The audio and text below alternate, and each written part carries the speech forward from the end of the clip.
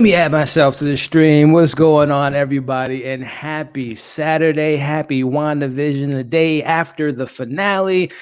We got a lot to talk about, ladies and gentlemen. It has been an adventure. It's been a journey. We got the first official MCU live action show, and we got some thoughts. We got some wonderful people to talk about this finale, and I'm so excited to have these people on to break it all down. But before we introduce my co-host and our incredible special guests, welcome again. Welcome to Movie Files. If you guys can do me a favor, make sure to give the video a thumbs up. Helps out the channel. I want to get as many WandaVision, MCU fans, Disney fans, comic book fans, fans in general on this stream to have a great conversation about this finale, about the MCU, about the future, and all the things that we have to look forward to with Marvel. So definitely like the video, share the video. Let's discuss some things in the chat. We're going to try to get to many questions or theories that you guys may have in the chat and have a good time. So enough of that said, let me bring in my co-host first. She has been with us since day one.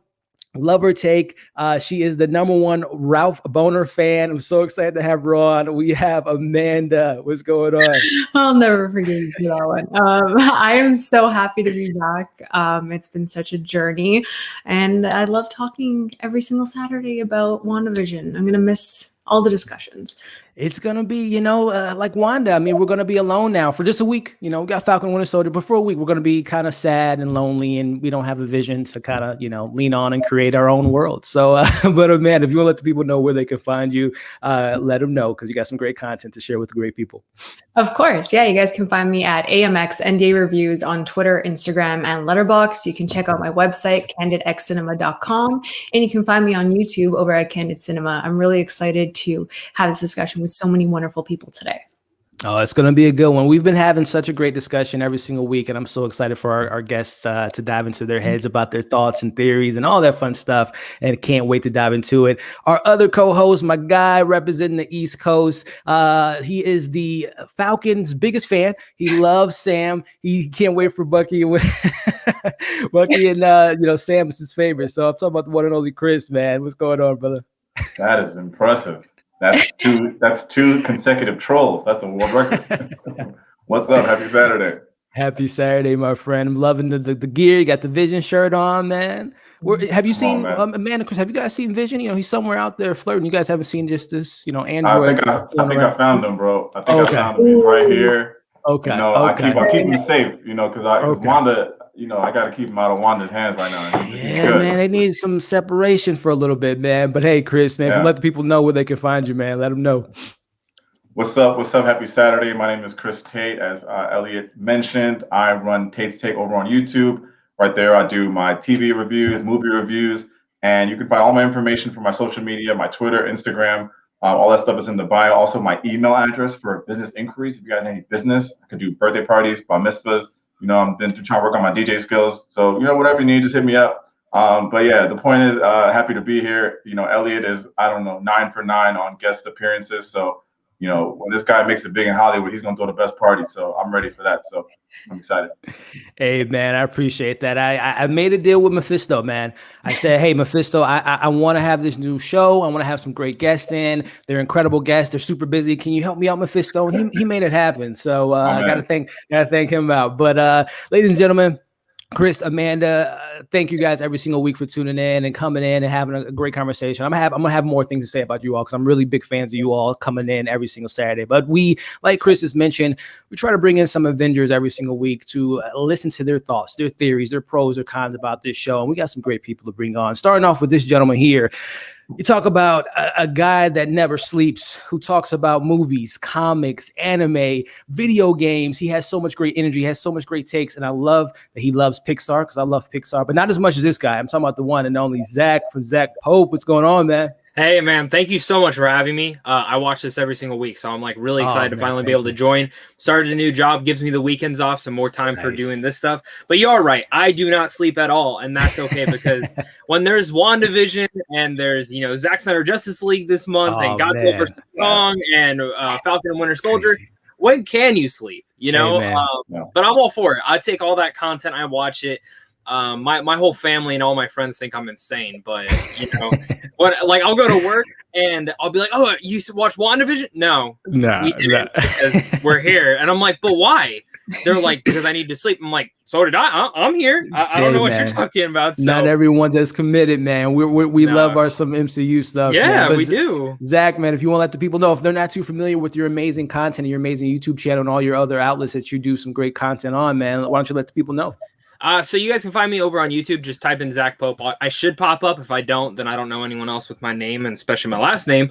But over there, also, I love talking movies, video games, TV, all sorts of stuff like that. I also run a website that I sometimes do written reviews on, especially for festivals, and that's wolfofgeekstreet.com, because I love the Wolf of Wall Street, and I am the owner of Wolf of Geek Street because I'm a geek and I'm the wolf of it all. So thank you so much again for having me, man. No doubt, man. So excited to hear your thoughts on WandaVision, the MCU, how you feel about the TV world and MCU and all that good stuff, man. And a couple things that Zach said. He said the word geek a couple times. He said geek, and I have a special geek on today's panel. This young lady here is just so incredible with her content. The positivity, the great takes, the community she's building is incredible. I'm so excited to have her on the channel. I'm talking about the one and only Mama's Geekly. Tessa, what's going on? Hey, thank you so much for having me today. No doubt. Oh man, yeah, I'm just so glad to be here because I've been watching you guys every week, so I'm excited to be part of it. Thank you so much. So happy to have you on. And again, for whatever reason, if people aren't familiar with your content, which they should be, because you got some great content, why don't you let the people know where they can find you? Yeah, you can find me at Mama's Geeky on all social media. So of course here on YouTube and then also on Twitter and Instagram. I have a TikTok, but I can't figure out TikTok. I'm too old for TikTok. I don't get it. But I also have mamasgeeky.com where I have a bunch of written reviews, stuff on video games, TV shows, movies. I do watch-alongs I did for WandaVision, and I will be doing it for The Falcon and the Winter Soldier. So be sure to join me starting not this upcoming Friday, the one after. Very, very cool. Very cool. I love all her setups, the pop toys, her and Zach. I don't know who's going to win if they have a battle, like a toys pop off. I don't know who's going to win that battle. Yeah. We can all fight. We can all fight about Funko Pop. No, I punched a person in the face for one once. It was no big deal. So. Yeah, you got to do what you got to do, right? Yeah. Yeah. But last but certainly not least, this content creator here, covering movies and TV show. We all do that, right? But we all don't have the flair, the charisma, the charm, the swagger as this person here. Not only does this person cover movie and TV shows, but she also gets the opportunity to interview the people that make these movies and TV shows in the interview games, the questions. I don't know if there's anyone better. Talking about the one and only Sharana from Pay or Wait. What's going on? Hey, thanks for having me. And it's nice to bounce with all of you. I watch all your channels. That's the beauty. I love this. I love that we all kind of support each other's content and seen each other's content. And I'm so glad to have this panel on with us today. And Sharana, if the people aren't familiar with your incredible content, why don't you let the people know where they can find you? You can find me, that took everything in me not to do a St. Louis reference, but I had to just hold back for a moment. But St. Louis. Thank you. I wanted to do it. But you can find me at Pay or Wait on all social media platforms. I don't TikTok as much as the world wants me to, but someday I'll be there. No doubt. It's so funny. I actually started a TikTok a week ago, and it's really hard to kind of navigate, but it's a lot of fun. Social media 2021. You gotta love it. You gotta love it. But ladies and gentlemen, this is today's panel. This is the Avengers. This is today's therapy session. Just like Wanda, we've all been watching this 9 weeks of trauma and her losing people and gaining her powers, and we are going to discuss it all. The finale, episode 9, which is quoted pretty, it's called the series finale, which I love that they just I love the meta nature of all these episode titles that we're going to break down today. But before we even get into it, I want to give a quick shout out to everyone in the chat coming by, showing some love. We got some Saranda fans in the building. We got some fans of all of Zach, and it's a great time. I'm so glad you all have tuned in. It's going to be a great conversation. So again, before we even dive into it, give the video a thumbs up, share it, comment in the chat, and let's have a great time. So before we even dive into this 9th episode, I always do this every time we get a new guest on, starting with you, Zach. Before you saw the 9th episode, what was the expectations for the finale, and just what was your take on the previous 8 episodes? Man, that's a lot. So straight up, episode 8 rocked my world and completely shattered my heart into an emotional pieces. And I didn't expect to be hit that hard from it, but I went in usually episodes that by that far in, I'm like, we should have had this episode way earlier on to explain everything, kind of do that stuff. But it was so emotionally grounded that I was just a wreck. So going into episode 9, I'm like, man, this got a lot to succeed and fill and really much finish up a lot of gaps. And I know not every question needed to be answered, but pretty much a majority of it needed to be. And so going before episode 9, I was totally in love with the show. The first 3 episodes rocked my world as well. Something completely unique and original. And that's what I was just absolutely in love with WandaVision itself. So really happy with it so far.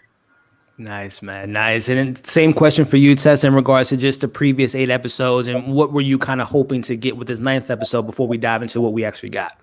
Yeah, so like Zach said, I mean, episode 8 like broke me. I think I cried like almost the entire day. Like anytime I thought about Wanda, I was like, I can't handle this anymore. Yeah. And I was like, if she has to watch Vision die, I can't take it. Like I just, and so but I tried to go in without super high expectations. I mean, right before it, Paul Bettany had said, I was kidding. It was myself. Like, please calm down. Don't get super excited about this.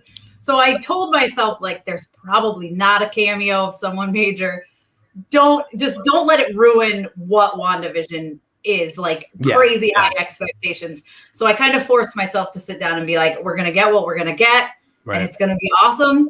And that's where we're going to go with it. So I made myself leave my expectations at the door and enjoy the finale for what it was. That's such a great point. That's definitely a topic a little bit later that we want to kind of dive into in regards to fan theories, expectations, leaving your expectations at the front door and enjoying from what you have. And, you know, sure, there's criticism, but, you know, it's not the show's fault that you built your own memory and your own kind of storyline within your head. But Sharonda, same thing for you. I actually got a chance to see your review for episode 8, which I know you were kind of like, what's going on here? But prior to this 9th episode, what was the WandaVision experience like for you? Yeah, I think for me, the first half of the series was the strongest. And I think that we got a little bit too invested in filler episodes for the second half of the season. I think some reorganization of episodes definitely could have happened. But, you know, for the finale, you know, I enjoyed the finale because I just let go of everything or my personal expectations or fan theories. And I was able to enjoy how, you know, season 1 ended. No doubt. No doubt. And here we are, ladies and gentlemen. We are now at the last episode, the finale. We got it. It's here. We're going to talk about it. And, you know, let's kick things off just with the kind of rundown of how the episode opens, which I love that we pick up immediately after episode 8. We didn't go over here, over there. We picked up right with Agatha having Wanda's kids in front of her. And she pretty much tells her, you do not deserve your powers, Wanda. You need to give it to someone that knows how to control these powers, which just off of that point, starting with you, Amanda, Agatha Harkness, if she would have gotten Wanda's powers, would she use it for the good, the better? What was your take on Agatha, and what was she going to do with these powers if Wanda was just going to gift it to her?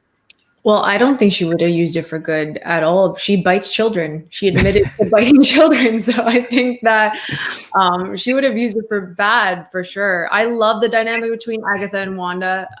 It really made the series so much better, especially in the last half. Yeah. And I'm really happy that Catherine Hahn exists in the MCU because she's just absolutely brilliant in every single scene, every episode that she does. So I agree with you. I'm really happy that they picked up where they left off. They got right into the action with both of them. And then, you know, the Wizard of Oz reference was really cool. I enjoyed that. I did like the Leonardo DiCaprio point. I'm like, oh my God, they did it. It was cool. But yeah, that opening was freaking, oh God, it was a knockout. So I really love their dynamic.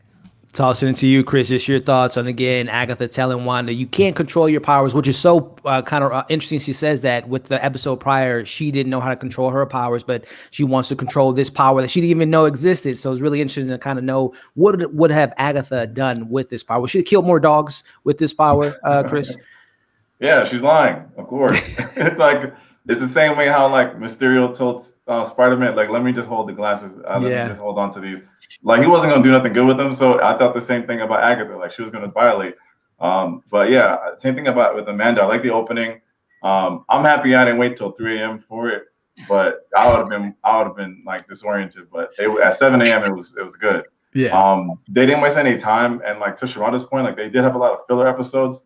So I think they were just trying to like, all right, we gotta like you wasted so much time in the other episodes. Now you're just like rushing through like doing so much like every minute with something going on in the finale. But like she said, like you could have rearranged it a little better. But I thought the opening was good. I like the fight scene. We'll talk about it later, but I prefer the Vision versus Vision fights. But we'll get into that. But yeah, strong opening.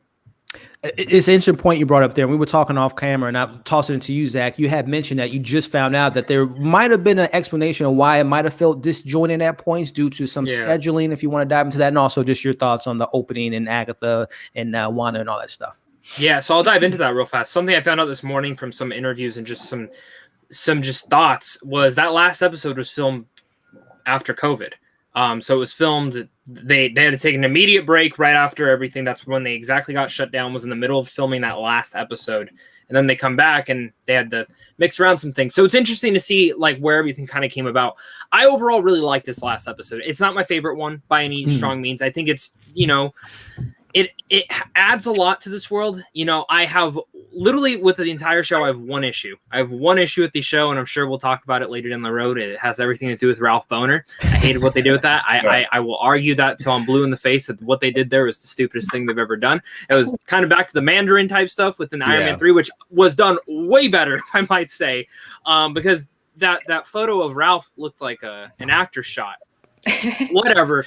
Overall, though, I thought the episode accomplished what it needed to do for this show. Yeah. But it also, with what Marvel does, hey, there's a lot more to do, and there's a lot more to come in the future. Yeah. Captain Marvel 2 with Monica, which I just love Monica on this entire show. She was so freaking good. Holy shit, she was amazing. And then Chris. and then when you go and look at the ending with Wanda and where she ends up at, perfect. I again, the emotion hit hard. The action was typical MCU action, but it was at least entertaining.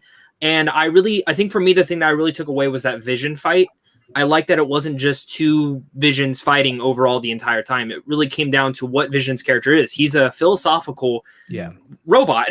And when he gets into those moments, it makes me excited. And it makes me excited to do my MCU rewatch later this year, because every moment with them now is going to be enhanced after this show. And even though this was only one season, something deep inside of me says, I think after Doctor Strange, we're going to get just a show called Scarlet Witch. That's my theory. So that'll be really, really interesting. And kind of going off of that, Tess, it's awesome to you regarding Wanda and learning her abilities and learning her powers, hiding her powers. And then in this opening sequence, this exchange with Agatha, what was kind of your thoughts of that opening sequence? And again, just kind of tying off of that, would you want to see a Wanda show moving forward, or potentially just her own individual movie? Listen, I'll take Wanda anytime, any day, especially with that new outfit that she has. Ooh. Anyway, no, oh gosh, I love her. But so I think we were talking about Agatha. She definitely wouldn't have done anything nice. Good with the powers. Yeah. No, there's absolutely no way she was going to do anything nice. Like Amanda said, she literally bites kids and tells people that she bites kids. She also killed Sparky, guys. She killed a dog. Hey, forget kids. You kill dogs, you're off the list. There's no way she's doing anything good with those powers. But I did love that they opened with that scene, because they picked right up, they got right into the action. And as a mom, having with the kids, I understand, Agatha knew exactly how to make Wanda upset. Take your kids, I'm going to be strangling them in front of you, and be like, oh, give me your power. Of course she's going to attack her. But I do like that she sent the boys to their room. I did like that. And they listened to mom. They went straight to the room for sure. And Sharona, this your thoughts too on this opening sequence. Again, I guess what would Agatha, if she would have gained the powers that, number one, she wouldn't even know it exists, what would she have done with these? I guess I'm still kind of lost on what she would have done. Did you have any thoughts on that? I mean, I personally think that Agatha knows her powers. She just didn't because she says it's chaos magic, at the end of episode 8. But we know that she has no good intentions for anything. But most importantly for me, I just want to know why they keep saying that she's supposed to destroy the world. I'm more interested in that aspect of it. I felt like that was going to be the intentions of what Agatha wanted to do and why she wanted to take her powers to fulfill a prophecy. But I'm just more interested in knowing this harbinger of chaos. What does that mean for the MCU?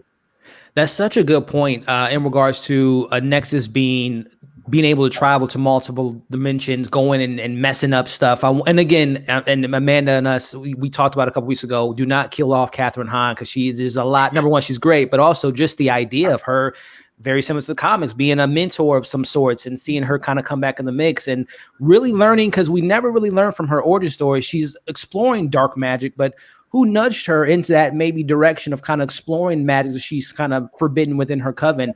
Again, we're not going to say the M word too much on this stream with Mephisto, but it's interesting to know who kind of pushed her in that direction and kind of exploring this. And maybe she was going to give the power to someone else in exchange for another coven of some sorts. But as we kind of move on, we see, Wanda's able to take her out pretty easily, or, assuming that she's taking her out. And then we get Mr. White Vision comes into the mix, which, by the way, that design was very crisp, very, Paul Bettany. One thing that he did say that might have been true a couple of months ago was the budget was going to be, I don't know if it's Avengers Endgame level, but it was a pretty high budget in this episode. Yeah. And that White Vision was looking pretty crispy. As he walks up to Wanda, Wanda's shocked. She's like, Vision, is this you? And he puts his hand on her head and simply almost, I thought she was going to literally crush her head right then and there. End of the episode, end of the season for Wanda. But kicking it to you, Amanda, we see White Vision. He's tells Wanda the exact words, "I was told you were powerful." As I believe, isn't that the same quote that someone said to Vision at one point? If I'm making that up, Infinity War.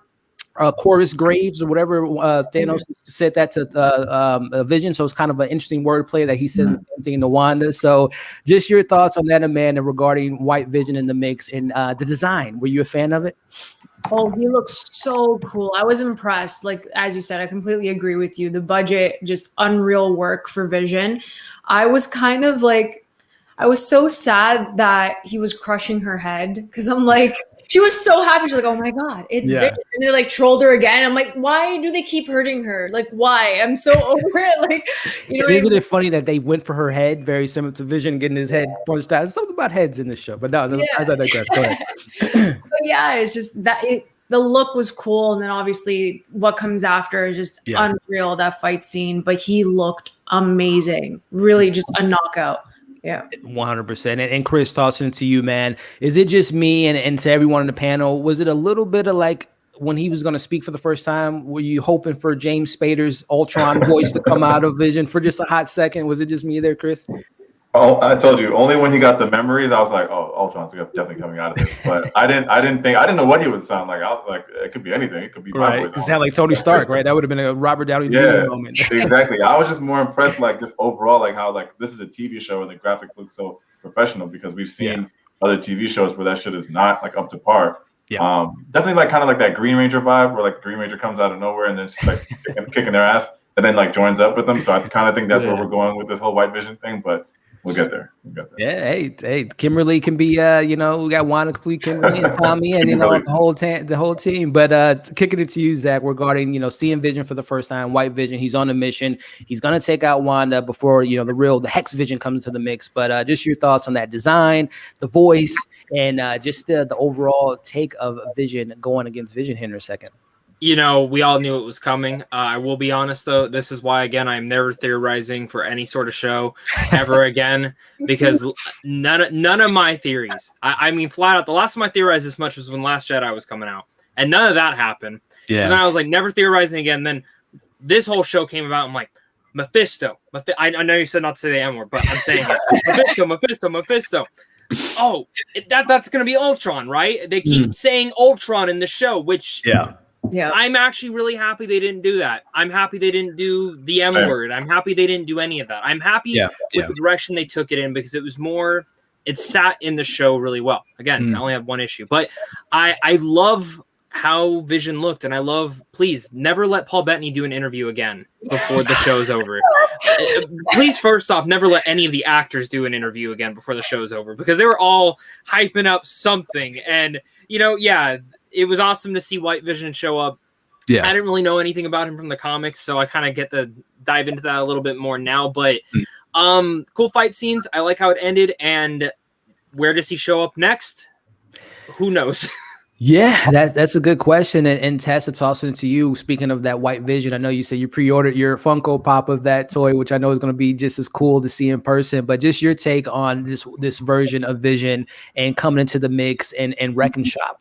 Oh man, he looked amazing. His eyes, like when they would zoom in on the face, I was like, man, he looked so good. And I did think for a hot second, I was like, are they gonna put James Spader's voice like in him? Or even like kind of mix it, not really be Ultron, but just have him voice just to toy with us.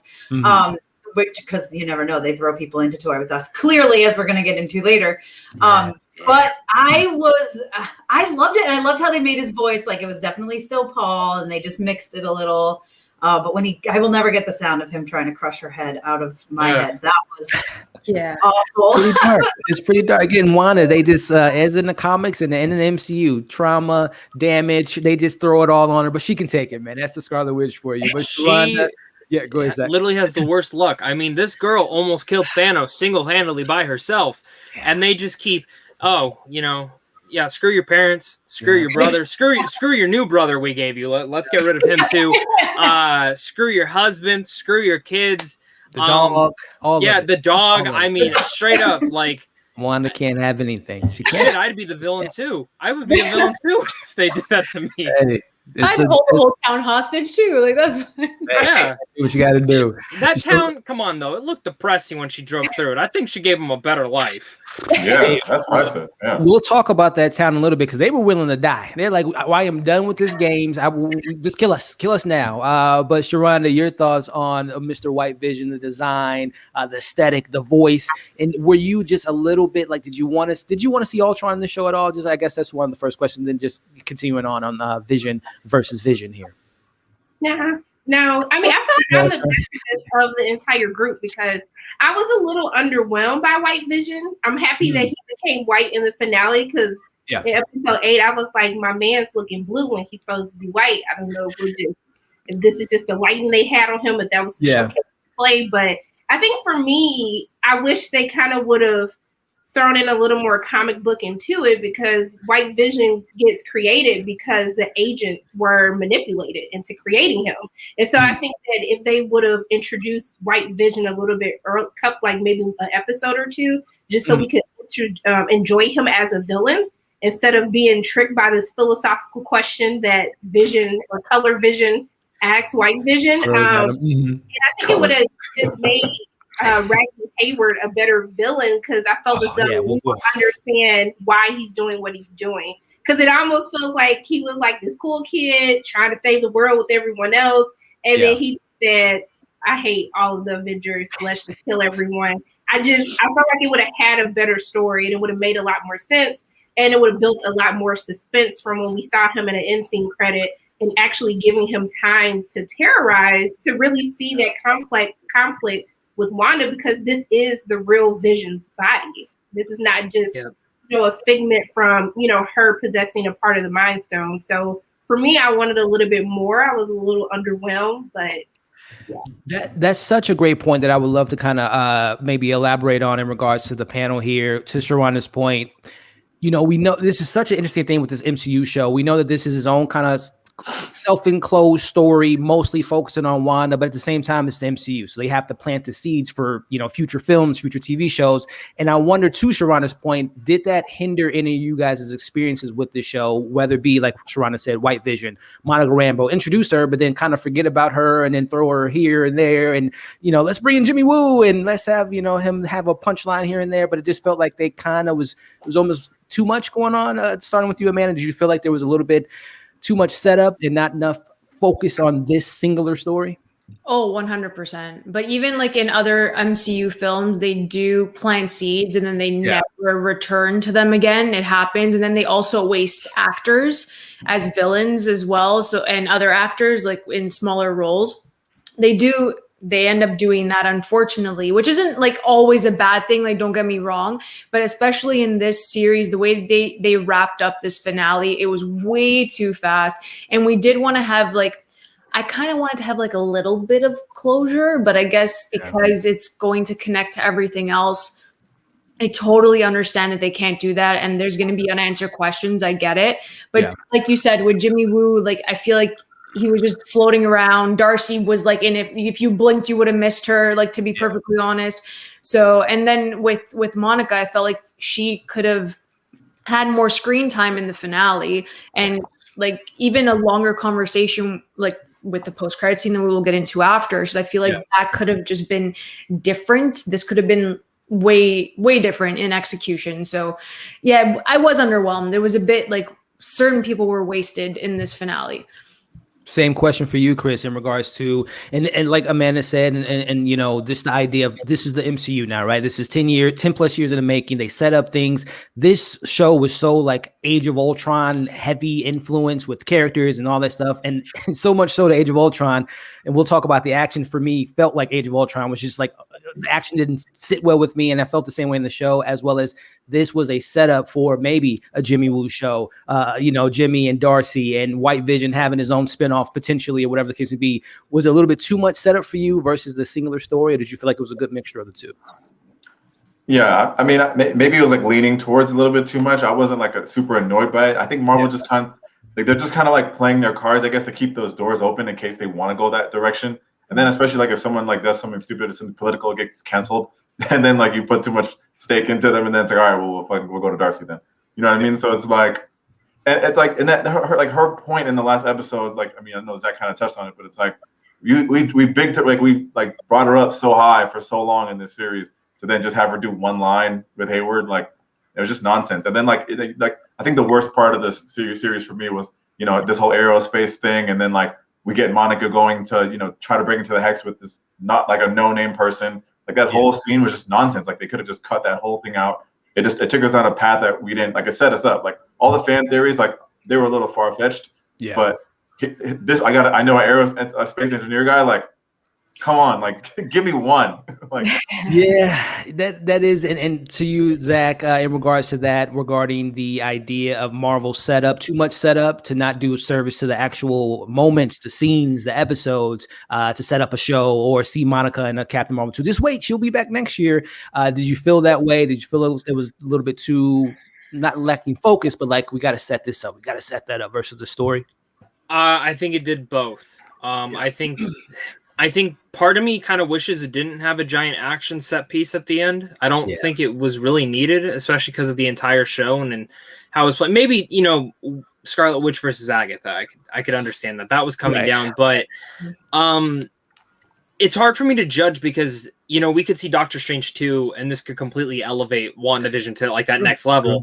Mm-hmm. And that's what's kind of hard with like reviewing and thinking now, because like we've seen Marvel shows or even movies up to this point where it's like, oh, we've seen that and it's like, oh, that kind of makes me like this one a little bit more.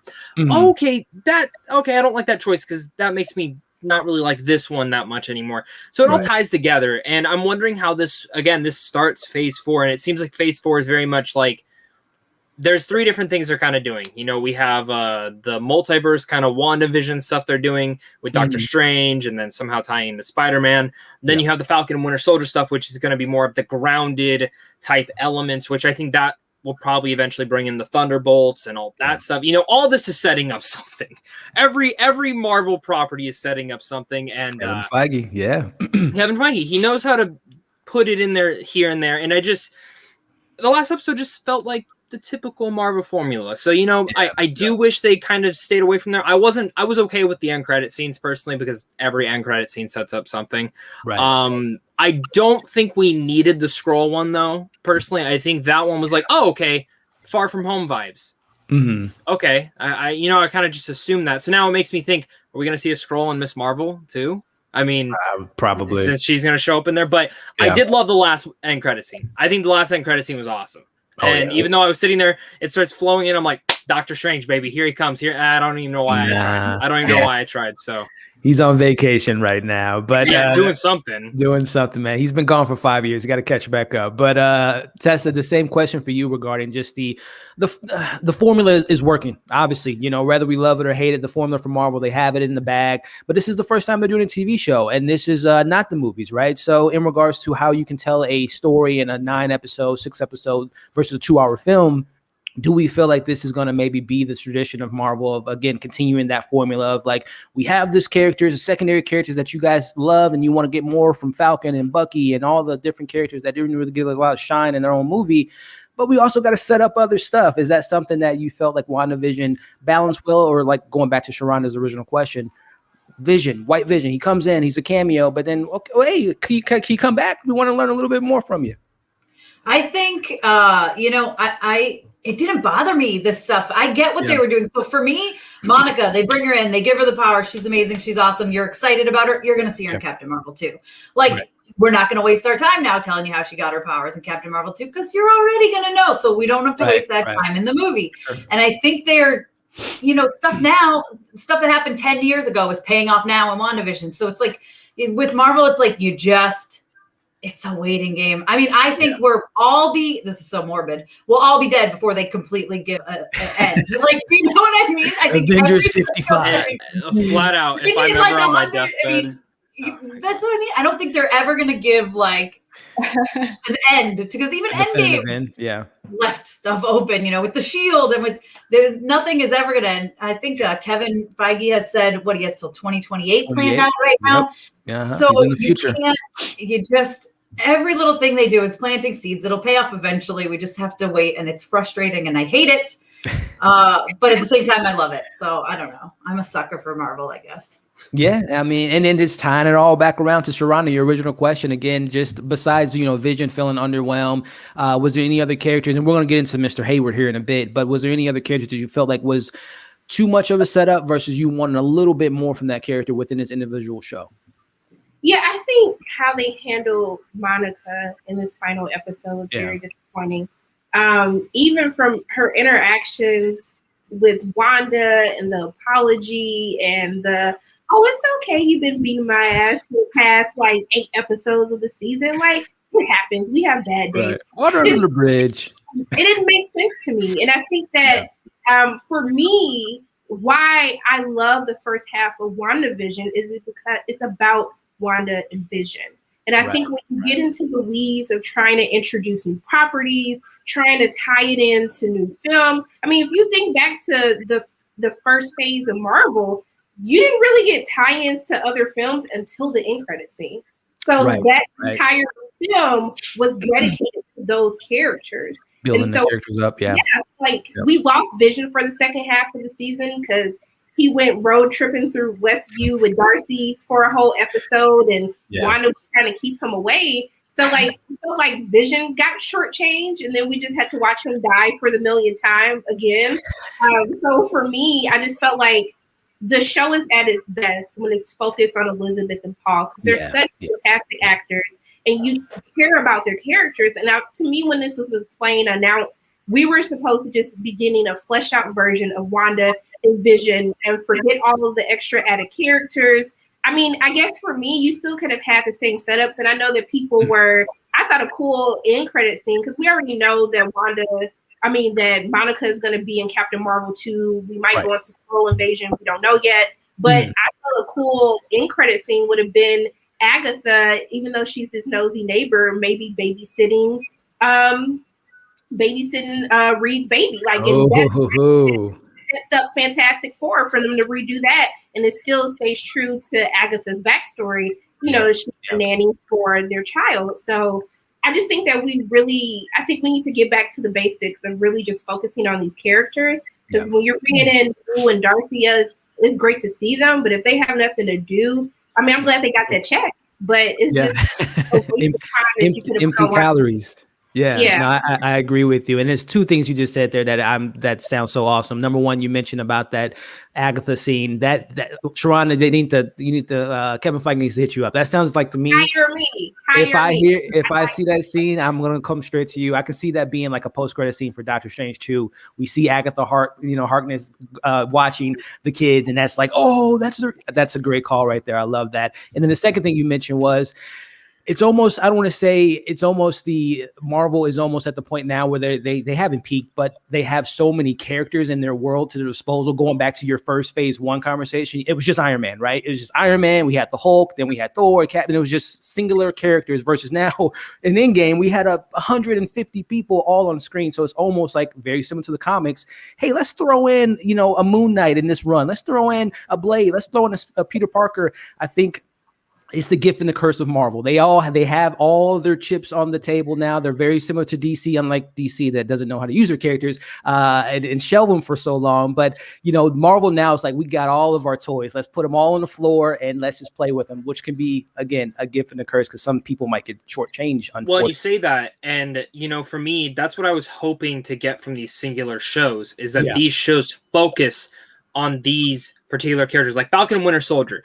Up to this point, I like Anthony Mackie and I like Sebastian Stan in the role. But when it comes down to actually knowing and getting the characters, if you go and ask my dad or my mom, they're going to tell you, oh, they're from the Captain America movie. That's exactly what they'll tell you. But now it's like Wanda and Vision. I care more about them than I ever did before. I would have never bought a comic book for them before. Now I own 3.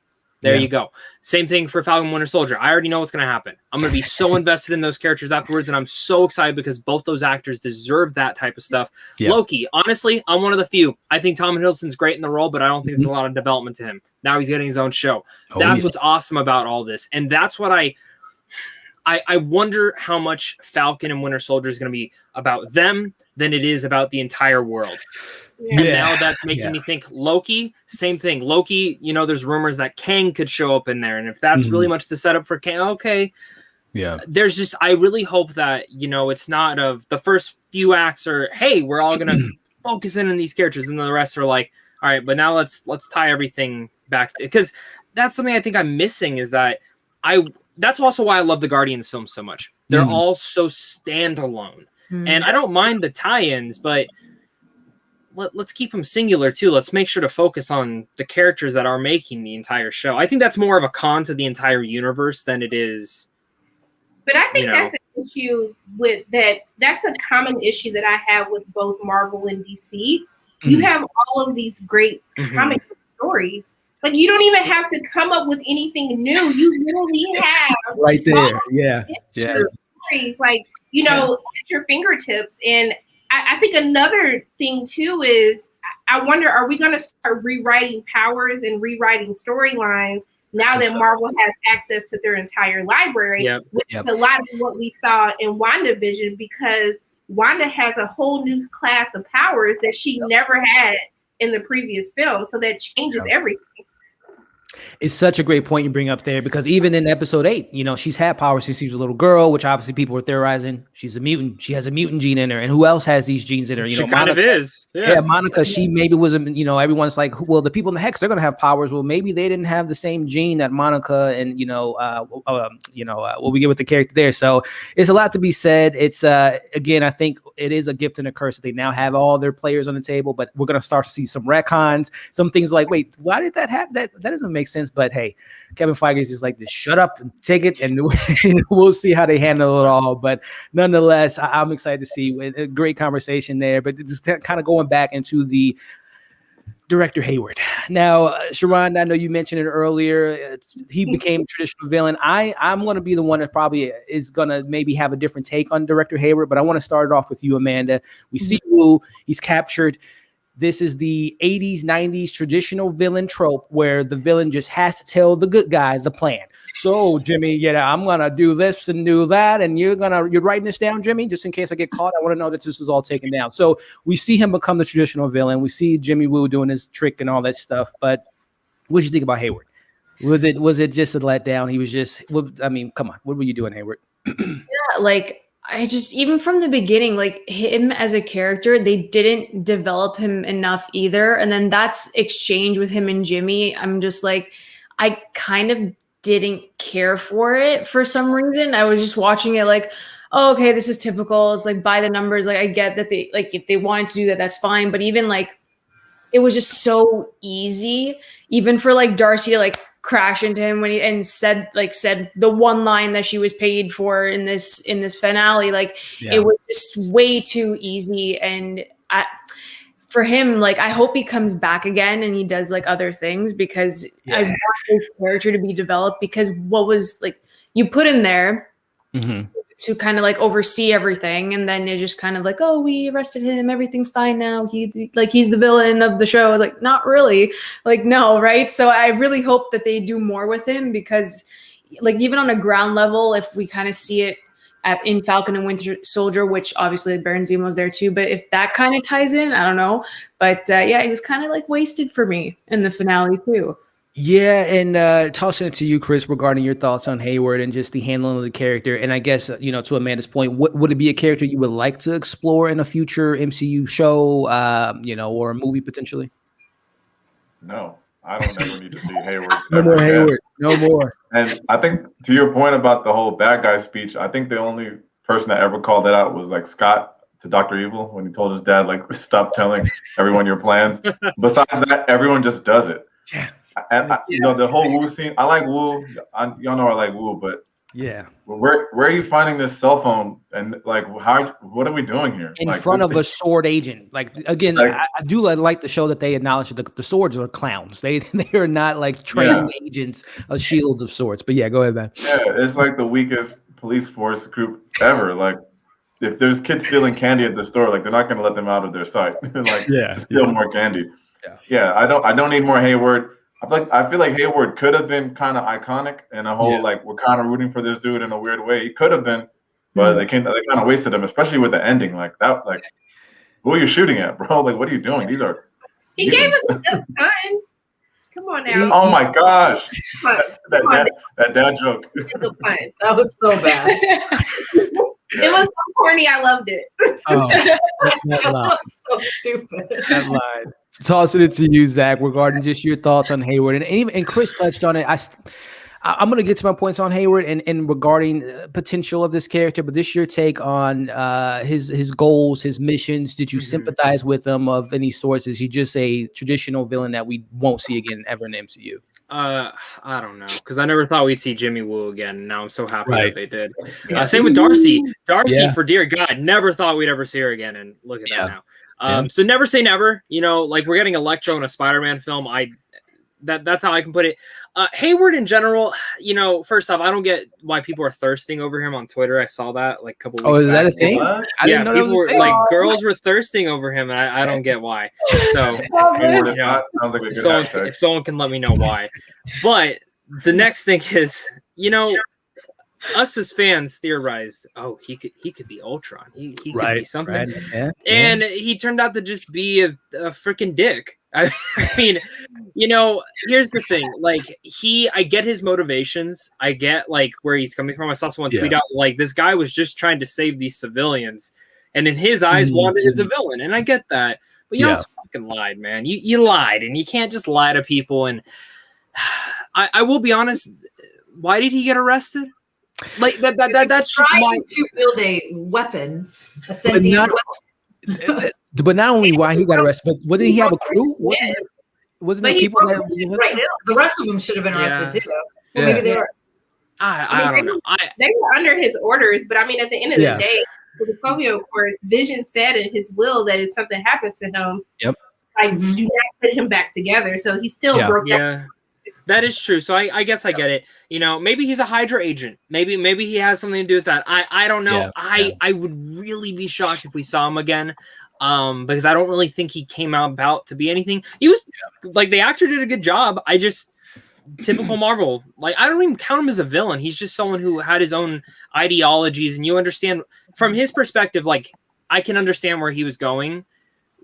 He just doesn't. But like even here's the thing: if we didn't know Wanda as a person, we'd be like, yeah, kill her, get rid of her. Because what she's doing, but. Since we know her past, we know all that stuff, we obviously get it. That's some of the best villains. That's some of the best characters when you get both perspectives. Very true. Very true. And Tessa, your thoughts on Mr. Hayward? And, I'm seeing some people about, why did he get arrested? We just talked about that. But and we had Michael on the channel a couple weeks ago. Wanda needs to be arrested too. She is a wanted fugitive. Yeah, she's a wanted fugitive from the Sokovia Accord. She held people on hostage. So Hayward and Wanda maybe need to bunk up in this new prison cell. But Tessa, your thoughts on Mr. Hayward, and were you kind of underwhelmed from the potential that this character could have been maybe not iconic, but could have been more than what we got from him?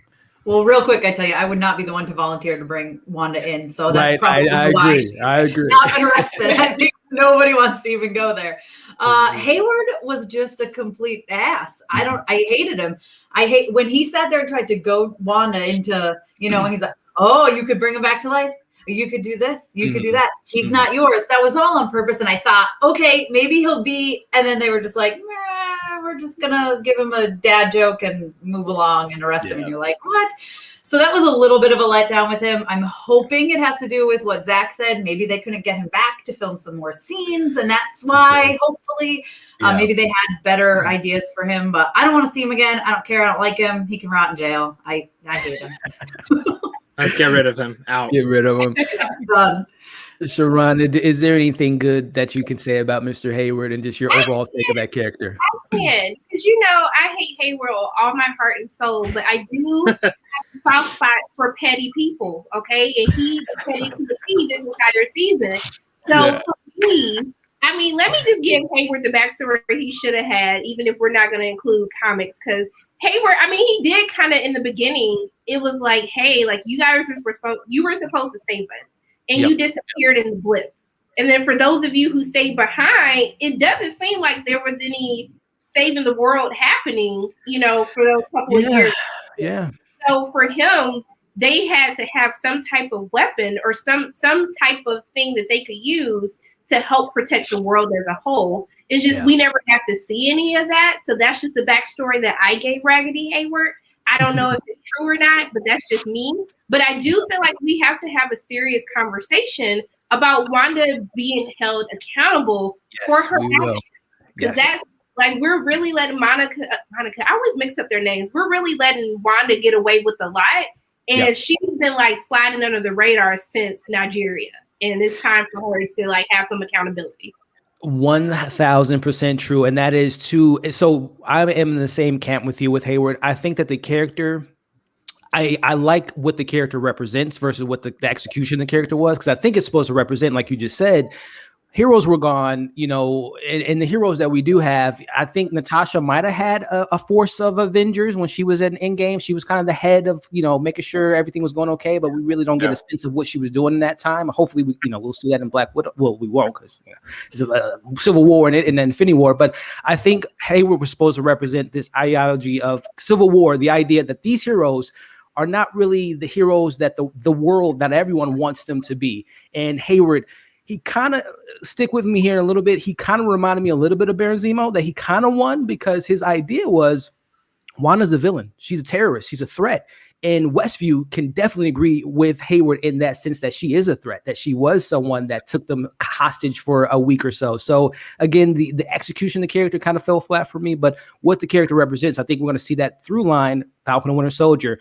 We don't want you as our Captain America. We're going to make our own Captain America and U.S. agent. And the continuation of like, these Avengers, they lost. So let's create our own team of heroes that might end up being, anti-heroes of a sorts and Dark Avengers in the future or whatnot. So execution bad, but what the character represents, I like what Marvel's doing with, again, these aren't the heroes that we want because you guys lost. And Tony Stark is he created Ultron and didn't go to jail for creating, Ultron, all that stuff. So there's a lot to be said about the heroes and how they're looked at people. But again, Hayward just. Well, and the Sokovia Accords are still something, correct? Yes, like they didn't go away. Sure are. And I really think, like I said, there's going to be 3 different things that they kind of focus on. I think they still will all connect. I think we're going to get a little bit more of what's going on in the world of heroes within Falcon and Winter Soldier. What's that whole point? How are they going about? And I think we will get that with Wanda. I know a lot of people are still saying she's going to be the villain for Doctor Strange 2. I really can't see that. Yeah. I think maybe an anti-hero of some sorts, but I really don't see her being the villain. It sounds like she needs help. And who's the best person to help her? And that's Doctor Strange. Yeah, I definitely agree. And we'll get to Wanda in regards to her future with that end credit scene. But going back into kind of the episode, we do get a big moment here. I guess this is a theory that at least we all kind of was hoping came true, that the book that we saw in episode 8 was indeed the Darkhold, as Agatha says, the book of the damned, the book of sins. And she mentions to Wanda, a very interesting line here, that, that there's a whole chapter dedicated to you. You are a world destroyer. You're destined to destroy the world. But more importantly, we didn't see Benedict Cumberbatch, but she did say that the Sorcerer Supreme can even, your powers exceeds the Sorcerer Supreme, which I guess was our Doctor Strange cameo in a sense.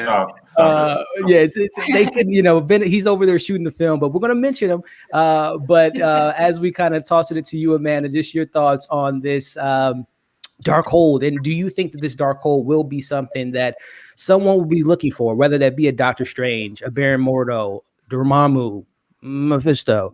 Your thoughts on this Darkhold and this reveal that Wanda is destined to be a world destroyer? I'm totally happy that she brought the book up and kind of explained it to her and who she like truly is within the context of the book. So yeah, definitely someone is looking for it. Where is unless the book is with Agatha still, then obviously going back to that place for Wanda would be beneficial. We don't know who. I kind of think Doctor Strange was looking for it because we did mention it last night during the watch party that there was a book missing. Yeah. So I'm pretty sure like if that adds up correctly, then hey, another theory, amazing. So that came out right. But yeah, I think Doctor Strange is looking for it, and Wanda is going to be a huge part of Doctor Strange too. I'm really excited for that and to see what else happens with the Darkhold. I'm excited.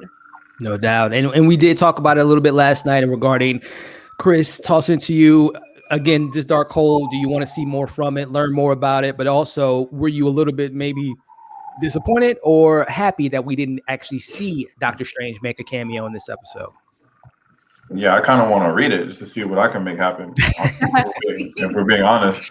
But I think I agree with Zach that it's tough for me to see how Wanda will be a real villain for Doctor Strange. But I could see the angle of like Doctor Strange wanting his book back and then her not wanting to give it up. And then having a conflict there. A little tussle there.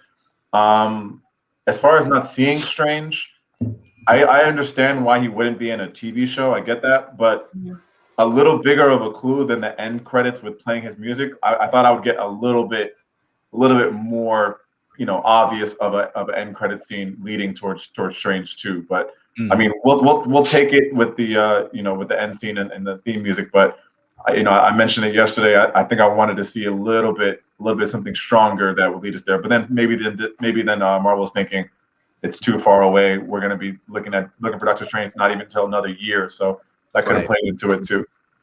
Yeah, and it's so funny that this show, I think March 25th is the release date for Doctor Strange, but it is like roughly my birthday. Now. Yeah, nice. Yeah. Best birthday present. Yeah. No, that will toss it to you a year from now. Birthday coming up here soon.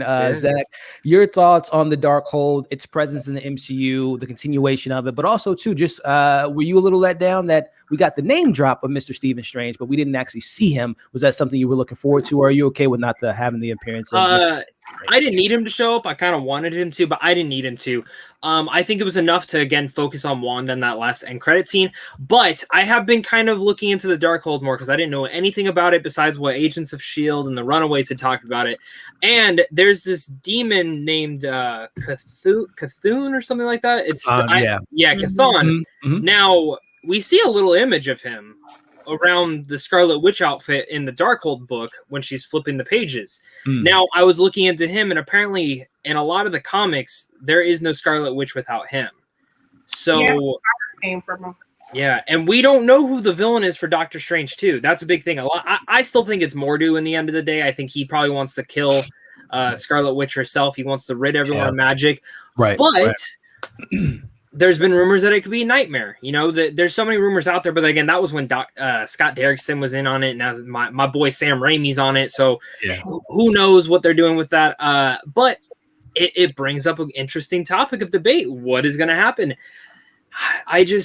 I am so interested in this whole entire magic realm that they're bringing in. And it's getting dark. Like, we saw those horror vibes throughout WandaVision, and they've already said that Doctor Strange 2 has horror vibes in it. Yeah. So I'm assuming we'll get more of that.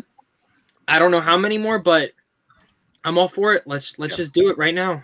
That's an interesting point you bring up with, the villain maybe in the behind the scenes, the writer of this book is Chthon, and having those connections there and having someone that wants this book. And Agatha says it in this episode, Wanda, you have no idea what you unleashed. which could be, as you just mentioned, a Chthon, a Mephisto, a Nightmare, something even bigger and badder. So that's an interesting point there. But tossing it to you, Tess, in regards to the Darkhold, its presence in the MCU, is this an overdue library book that someone's going to be looking for it and want their money for it? But also just your take on Doctor Strange not necessarily coming into the episode, because again, he told Mr. Tony Stark, I could, I protect your reality, douchebag. So reality was warped in the people in, Westview, but no Doctor Strange.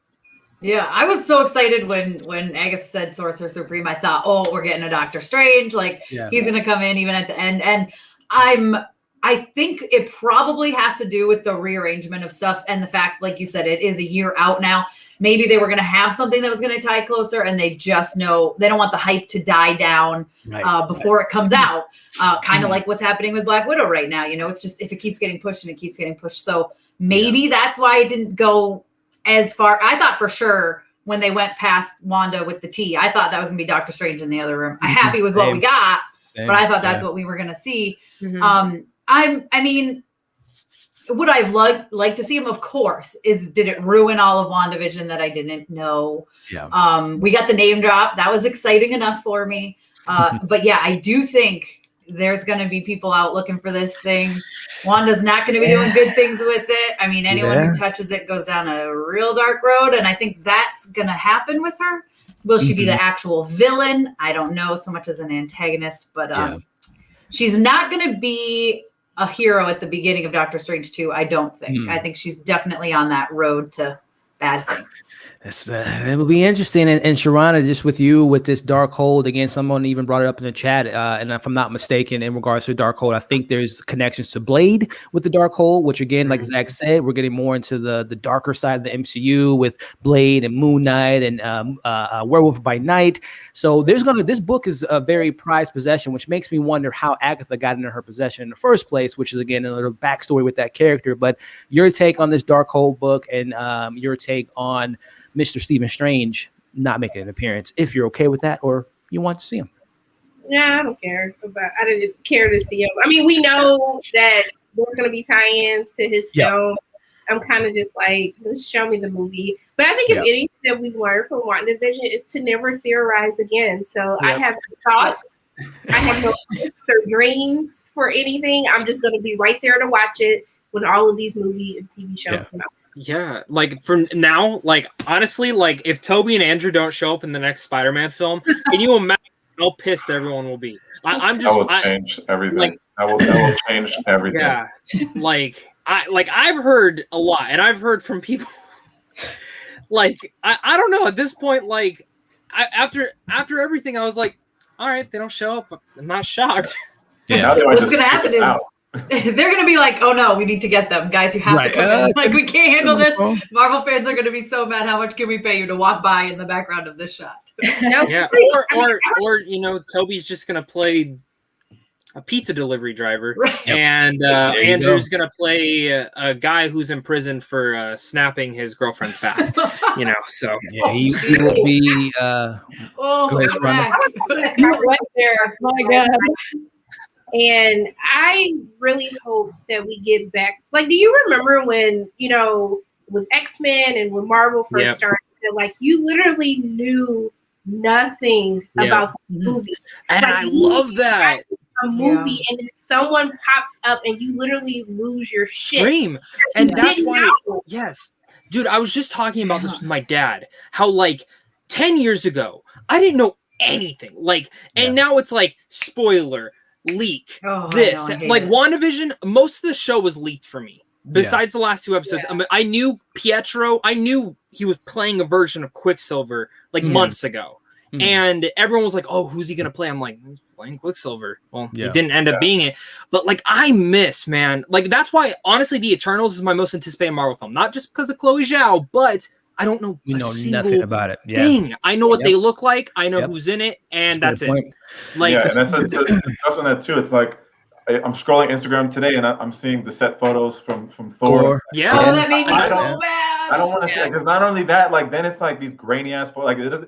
Like the last time I was watching a movie and I was like, oh shit, it was fucking Deadpool when Juggernaut came out, and I was like, oh, is that how surprises feel? Is that how I'm supposed to? Is that even Endgame, dude? Do you guys remember when Endgame's leaks happened like 2 weeks beforehand? Yeah. I remember someone DM'd me a picture of all them lined up and said, "What do you think?" And I clicked on it and I looked and I'm like, it was like grainy, and I was like, oh, you got to be kidding me. So the whole time I'm watching Endgame, I'm like, waiting for that scene. Let's see. I know they're coming back somehow. So it sucks. I just, leaks are so bad. And I don't know if it's because not that many films are filming right now, besides these bigger budgeted ones. Even the Batman, my most anticipated film pretty much all time. Yeah. I know way more about that movie than I want to know. And it sucks. It sucks. Guys, like if you see Thor filming, don't take pictures. Just leave them. Like, just leave them taking the... Like, Doctor Strange is almost done filming. And thankfully, it's all been inside. Yeah, nothing's really got out from that, which I guess just kind of continue that conversation, because it's an interesting conversation, because it's a gift and a curse in regards to obviously social media, cell phones, you know, and I mean, look at us, we're all content creators, and these are conversations, these are topics that we all highlight, you know, the Thor set photos and how we can theorize, and that's part of the hype train, part of the free publicity for the movie when we talk about that stuff. So it is a fun interaction thing of that nature. But to you guys' point, the surprise factor, I don't think we'll ever get back to the times of seeing a trailer once at the theater and then you see the movie a couple months later. I think that is no longer, you know, we live in the age of TikTok. We live in the age of like, now give me more information. I want to know everything about the film, but I don't want to know anything. Like, we live in that age. So it's a gift. It's tough. It's very tough. I mean, and that's with every big property. I mean, honestly, like the last surprise trailer I saw in the movie theater, I think was that Cloverfield movie, the 10 Cloverfield Lane. And I was like, what? So long ago. So, you know, I want those surprises. It's just, it sucks because every day there's a new social media and something expands. And I hope with what Disney's doing with The Mandalorian season 2, I know there was a lot of leaks still from there, but you know, filming indoors and that, they're supposedly they're going to start doing that for everything. And I think that's going to help a lot, at least maintain and not see set photos. I'm okay, like, if something like leaks out that, like, for instance, Mando season 2, Ahsoka leaked out that Rosario Dawson was going to play her. Okay, that's cool. But I didn't see any images or pictures. So, you know, when she did pop up, I was still like, this is so cool. So, you know, the thing I hate about it is, like, because we're content creators, like, I'll, like, after the Thor set photos, I opened up my email, I had like 40 things, and I'm like, what? People, what's your take on this? I'm like, I was trying to not cover it, actually, but thanks. Like, it's crazy. It's like people send you stuff constantly. Did you see this leak? Did you see that? I'm like, I don't want to know. Yeah, and I already know what I'm going to get spoiled on. I know I'm going to get spoiled on who wins in Godzilla versus Kong, because that film comes out overseas in China 2 weeks beforehand, and I'm going to scroll through TikTok or Instagram and see your winner Kong is smashing Godzilla's head in. Which that's going to happen, guys. That's why I don't watch movie trailers. I haven't watched movie trailers in years. Like, I can watch the Godzilla vs. Kong because you kind of already know the premise. Exactly. Movie trailers. I mean, I don't know. I just want us to get back to the basics. I also want us to normalize, like, casting unknowns for superheroes. Oh, yes. Yes. The more stars that you keep adding to these productions, like, hey, I love it, okay? But I would love to see my baby daddy Chris in another superhero role, but I don't want to have to wait like 3 years to get another film because they have all these like A-list celebrities, and it takes so much to try to get everyone in the same room to film. And you make a great point on that, because that's what I'm really excited about with some of these new, like Monica for me is a completely unknown. I didn't know anything about her. And then we're getting America Chavez in Doctor Strange 2. I don't know. Riri. Yeah, the only film for me, it's like, it's all these actresses and actors who it's like, I don't know anything about. That's why with the Eternals, I think there's a lot of great newcomers, at least at the time when the film was being made, and now it's not really newcomers anymore. For sure. But that's where, like, I really hope they kind of eventually go back to that. You know, I know that this is, like, I tell Sharonda every time she's doubting herself, I tell her, you need to remember you're the future of this whole entire YouTube. Like, we're the next generation of YouTube. We're the next generation of movie critics and all sorts of stuff like that. Like, we're all young. We're all coming up. It's the same thing for these kids. Monica one day will probably lead the Avengers. Who freaking knows? But that could happen. For all we know, the Jon Snow who's playing in the Eternal. Kit Harington. Yeah, he could lead the Avengers one day. That's what's exciting to me. Yeah. And I want them to focus in on these characters we don't know anything about and give, if you have to, throw a DiCaprio or, someone in there around them, that's okay.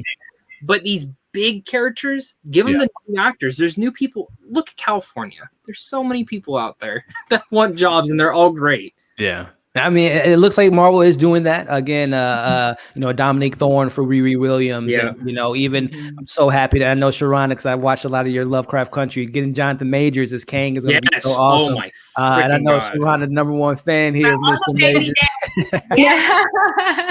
It's going to be great. And again, this is why I have these people on. This is the great conversations that I look forward to. And again, everyone that's in the live stream, make sure you're liking the video, sharing the video, subscribe to all these great content creators because they have some great stuff to say. So getting back into a WandaVision, and this is you guys, there was a couple times we said the word disappointment in that last conversation. And I think for me, at least, I can speak disappointment.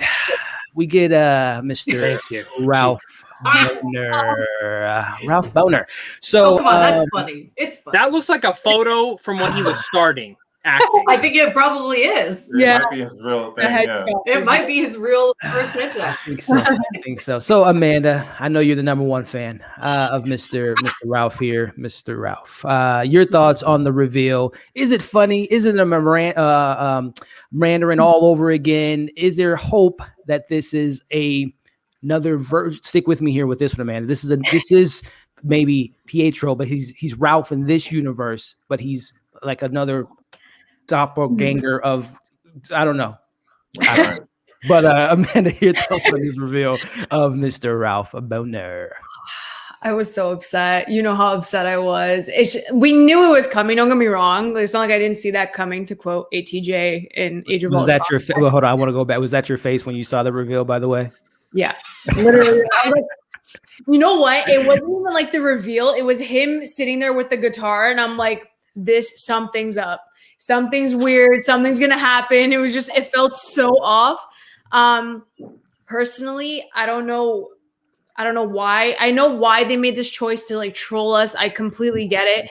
But even as a character in bringing him in, I feel like they kind of wasted Evan Peters in this role, because if he is going to come back like in the MCU and like he's not in other universes, you know what I mean? Like if this is the only time we're going to see him, I feel like he is wasted because he's such a great actor. I absolutely love him.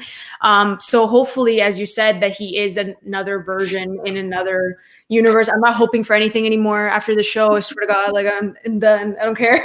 I'm really happy with what we got. But I personally think that he was like a punchline.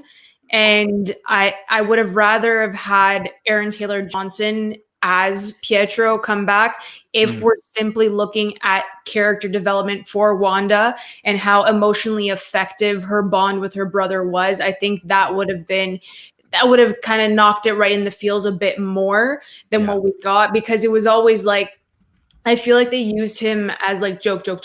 Like he's funny, he's cool, he's energetic, he's like cool Uncle Pietro. Like I fell in love with him for that. It's just the fact that it just missed a couple of beats as the second half of the series went on, and you rarely saw him after the Spooktacular episode too. So I'm heartbroken. And the last name, it was just, it was so unnecessary, because it was such a heavy episode. And then it's like punchline, Ralph Bohner, haha, joke. And then it felt like typical MCU humor where it didn't need to sit whatsoever. Like I was just like that he laughed at it. Laughing at your own jokes is always great. Yeah, it's like, you got it, man. And then it was just also weird because he was Ralph this whole time. Like he was Ralph. Whole time he was Ralph. Where's that song? We need at least they answered who's Ralph. Yeah, they answered something. So that's fair. But like, my heart's broken. I love Evan Peters. He's my boy, and I really hope that he does come back as actual Quicksilver. So we'll see. I'm trying to find the quote, but tossing it to you, Chris. But there was a quote that I saw. it was the showrunner. She had mentioned that Kevin Feige, when he wanted to bring in Evan Peters, is meant to be purposeful. That's why I am hoping that it is. I'm trying to find the quote somewhere on Twitter that there's a reason why they, not just because it is like, oh, he's a Quicksilver in another world, but I think there is something about that character. At least I'm hoping. I wish I could find the quote, but just tossing it to you, Chris, your thoughts on Mr. Ralph Bohner, and were you kind of bummed that it wasn't an X-Men character of another multiverse? Yeah, it was nonsense. It was the worst part of the whole episode. I don't know why. The whole show. I always say like, Marvel don't let me down, and they let me down. So it's not. Yeah, I didn't care. Like, of course, I wanted him to be an X-Men, but like when I found out that Agatha did this, I was like, all right, cool, he's not an X-Men, no problem. Yeah. But then like why not just say like Agatha just like trolled us by saying, okay, like maybe that's a scroll, like maybe like have that at that angle, like make it make more sense. Like, I know maybe if he's a scroll, then maybe he doesn't have the super speed, but like just like, you know, like this fucking acting thing with the like this, it's nonsense. It's like, this is the finale. Like, there's nothing else after this. Like, this is how you left us. Like, maybe if there was an episode 10 and you could watch, like, people will forget about that, but this is the end. Like, this, every minute we're staring at the screen, taking everything in, and this is what you wanted to leave us with. So I was like, you know, not it. Like, next. Zach, I'm not to assume, but I assume when you mentioned earlier there was one thing you didn't like about it. It was just that one thing, Mr. Zach. Yeah. First off, we're allowed to cuss, right? Go right ahead, man. I felt like I literally got fucked. Like, I literally felt like I felt like Mephisto came up to me and slapped me in the face. Like, have you guys seen This Is the End? Like, has everyone seen that scene of Jonah Hill laying in the bed and the devil comes on top of him? Yeah. That's what I felt at fucking midnight or 1 o'clock my time. I felt just like, I feel bad for you, man. I hope you're okay. I hope you're okay. So I was really mad. So I sat there and I'm like, here we go, baby. Like, oh. I didn't laugh at all. Like, I was point blank pissed. And then, you know, some cool things came about afterwards. So I was like, okay, I'll try and forget it. But I literally texted my friend and I said, I'm so fucking mad right because now I owe him money. Because we had this whole bet. He goes, there's no way they're doing Quicksilver. I told him Magneto was going to, this is why, again, I'm never theorizing again. But I think us as fans, it's okay for us to be mad at this because you say this ties into Spider-Man, the next one. You say this ties into the Doctor Strange 2 next. Well, what's Doctor Strange 2 called? Multiverse of Madness. So what are we to assume? So it's our assumptions are what's going to happen. But why bring Evan Peters in? Like, it really felt like a big fuck you. And I get it. They didn't mean that. But they said, like, in one of the interviews, they're like, yeah, we thought about it early on that we were going to bring him in. It's like, I get you're trying to be meta. Yeah. But, you know, like you said with the Skrulls, could have had, hey, Agnes took over a Skrull, made the Skrull turn into Aaron Taylor Johnson or any other actor of that caliber and just said, this is your new Quicksilver. Okay, we would have all been for that. We would have all been for that. Would have been like, okay, this is a little weird, but let's see. And that, it just, I don't see them retconning this. I don't see them doing anything of this.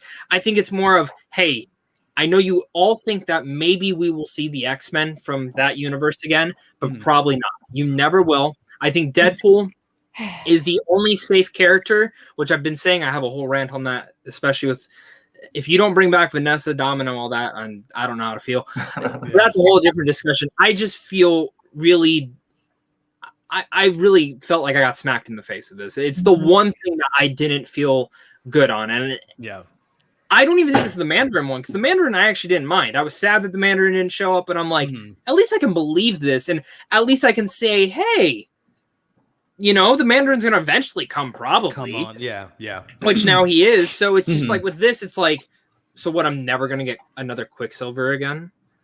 Yeah. Never, ever. And I know Aaron Taylor Johnson, there's been interviews where he's like wishy-washy on coming back or not. That's what I was going to say, yeah. And I've always believed, from my understandings, I don't think he was supposed to die in Age of Ultron, to be honest with you guys. I think he was Hawkeye. It was a creative differences, so to speak, is what I've seen. Okay. So I don't know. I think there was a lot more you could have done with that. Yeah. Even if he is that one, and that's the one character you bring back from the X-Men, at least it says, hey, this is our world. It's just, again, weird hearing everything we've heard about Spider-Man. And maybe if I didn't know anything about Spider-Man, about that Doc Ock and Electro coming back, maybe I wouldn't be so weird about this, but I kind of feel like I am. And again, I feel like I got fucked. Like, I literally feel like Marvel was like, you're a fan of that guy. But it's just a waste. Evan Peters is an excellent actor. You could have literally put him in any other role then. Like, I would have killed for him to play a dark, like freaking a vampire or the werewolves and stuff if they're going the Blade and Moon Knight route. So I don't know. There's so many different routes you could have done with the character, and I just felt like it was stupid. I'll say this, in Kevin Feige, I trust. I still think that there is a hope for that character, because I still can't find the quote, but there was a quote that the creator of the show said that when they brought him in, there was a reason why they did that. Besides obviously the stunt cast and the fan service, I think there is to be something to be said about the character. I thought creatively. Go ahead, Sharonda. You fully trusted Kevin Feige, the person who didn't want Black Panther, who had to be convinced by Nate and then the Russo brothers to even add Black Panther into Civil War, the best part of Civil War. True. I mean, I trusted his overall vision, but I'm just saying, like, Black Panther almost never happened. So I actually never knew that till you just said that. That's insane to me, because Black Panther is a hero that honestly could have came from the beginning and would have still been as big as it was when it came out. Because Black Panther is like my 4th favorite Marvel film of all time. I adore that film to pieces. I love the character.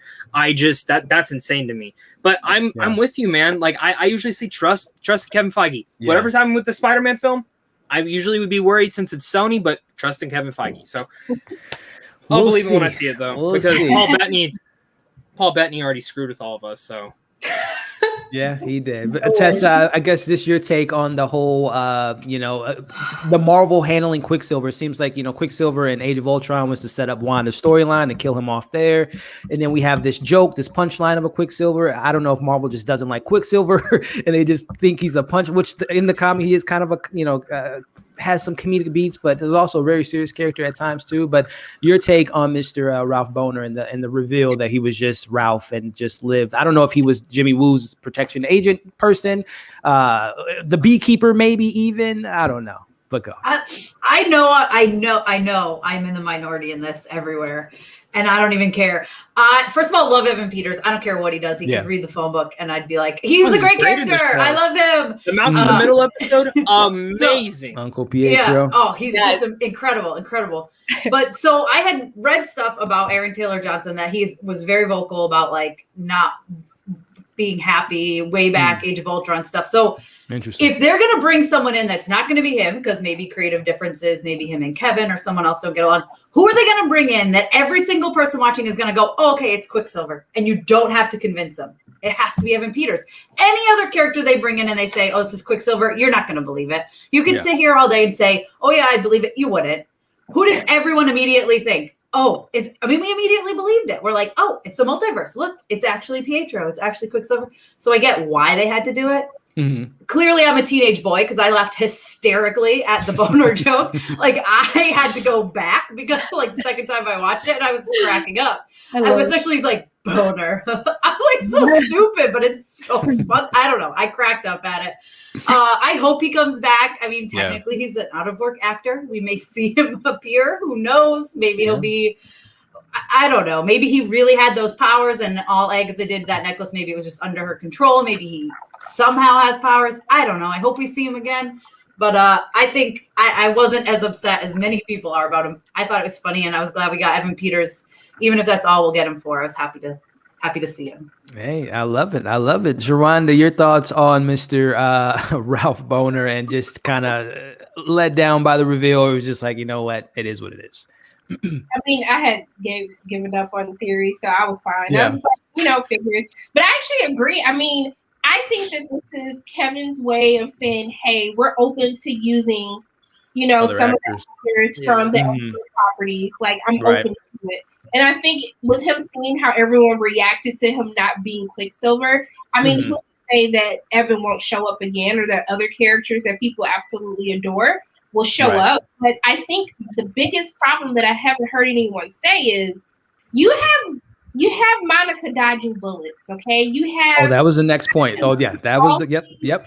powers. Do you mean to tell me that you didn't have Monica outrun Quicksilver to make a break for it? She's faster than Quicksilver. Speed of light, yeah. Why did we not do that? Like I thought that's what we were doing, and then when she like randomly like jogged as if Quicksilver isn't fast, I was always confused and perplexed. So I just felt like a COVID thing. That felt like a COVID, like a reshoot type of situation. Yeah. She could just speed past them. Like you didn't even need her to do anything. You could have totally added effects for that. But I was just like, girl, you sitting up here dodging bullets. Why you couldn't just outrun Quicksilver to make a break for it? That's a great point, Sharon. And that was actually the next point I was going to dive into, because I think that we were talking about just maybe some disappointments with the episode, which to me was some of the action felt a little clunky, but this the Monica stuff. I did feel like she was kind of, again, I don't know, to Zach's point, if it was a reshoot situation, she had a bigger role in it. And I'm just playing devil's advocate, Mephisto advocate, I should say, that maybe Monica hasn't fully embraced her abilities quite yet. When she comes to the Hex, she's just learning to become, she's looking at the sound waves. She saved the boys because it was like, she's a hero. She wants to do a heroic thing. So she steps in front of them, not knowing that was maybe going to happen. Maybe she thought she was going to literally die for these kids, which is another, hero thing to do. But maybe she didn't know she had the speed of light. She knew. She colors for 5 seconds, and from after 5 seconds for the rest of the season, Monica just had all these damn powers that she was just using, and I was confused. Like, sis, so if you knew how to do all this stuff, how did you not know you had these powers? I'm confused by that. Didn't she run from, as soon as she got the powers, like run to Wanda's house? That's what I'm thinking, that maybe it was she saw a kid's getting killed. She jumps right in gear, but then she's like, I don't know. I'm just trying to play the Crystal's advocate here. Like when Rey came back and she was just this master Jedi, and we were just supposed to sit here and believe that she just learned all this stuff. Like, yeah, I'm a master now. Like, it only took, everyone else. We get it as fans. Mm-hmm. Here it is, Shawan. I just got the text from Nia DaCosta, the director of Captain Marvel 2. She said, we didn't want her to have those abilities because we want to show it in Captain Marvel 2. That's what she just texted me.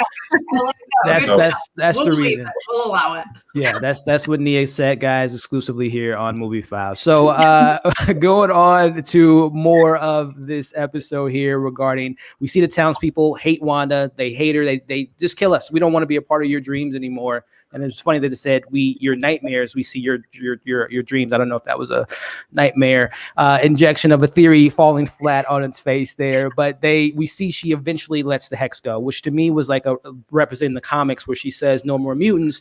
She doesn't say no more Hex, but she essentially says, the Hex breaks apart, which is kind of like paralleling the no more mutants. I don't know if I'm reaching there, but we see she lets the people out of the Hex, which allows Sword to come into the mix, which allows Hayward to shoot at the kids for some reason, which brings me to the Monica moment. We see that she absorbs the bullet. Again, she moves at the speed of light, and she does that moment. And again, that scene, I don't know, that scene felt weird. I watch it again when Billy says, "Oh, I like your trick there." That seemed like a reshoot to me. Like there was probably another scene that was supposed to be there. That was supposed to be like an action set piece, but due to, like Zach said, the reshoots and the budget, they probably had to shorten that scene down, but unfortunately it shortened down those characters for me. Amanda, your take on, again, seeing Hayward, shooting what is that going to do? They're not going to kill. That was so stupid to me. But your thoughts on this incredible moment?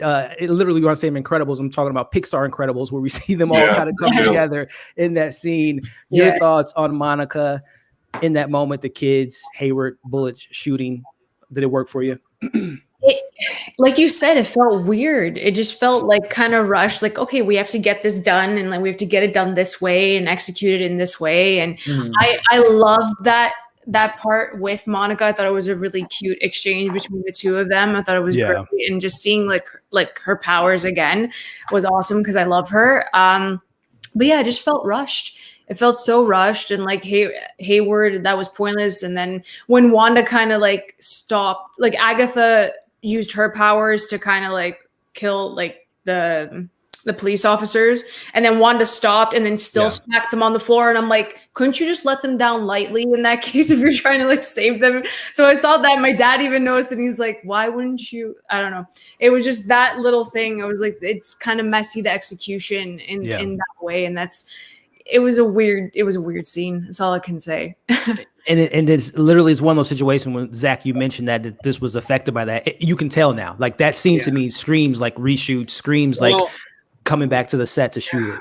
It sucks because I have a video coming out tomorrow calling why I love WandaVision. And like the more you guys keep tearing this episode down, the more it like points stuff out to me. And I'm like, damn, I should have filmed that today.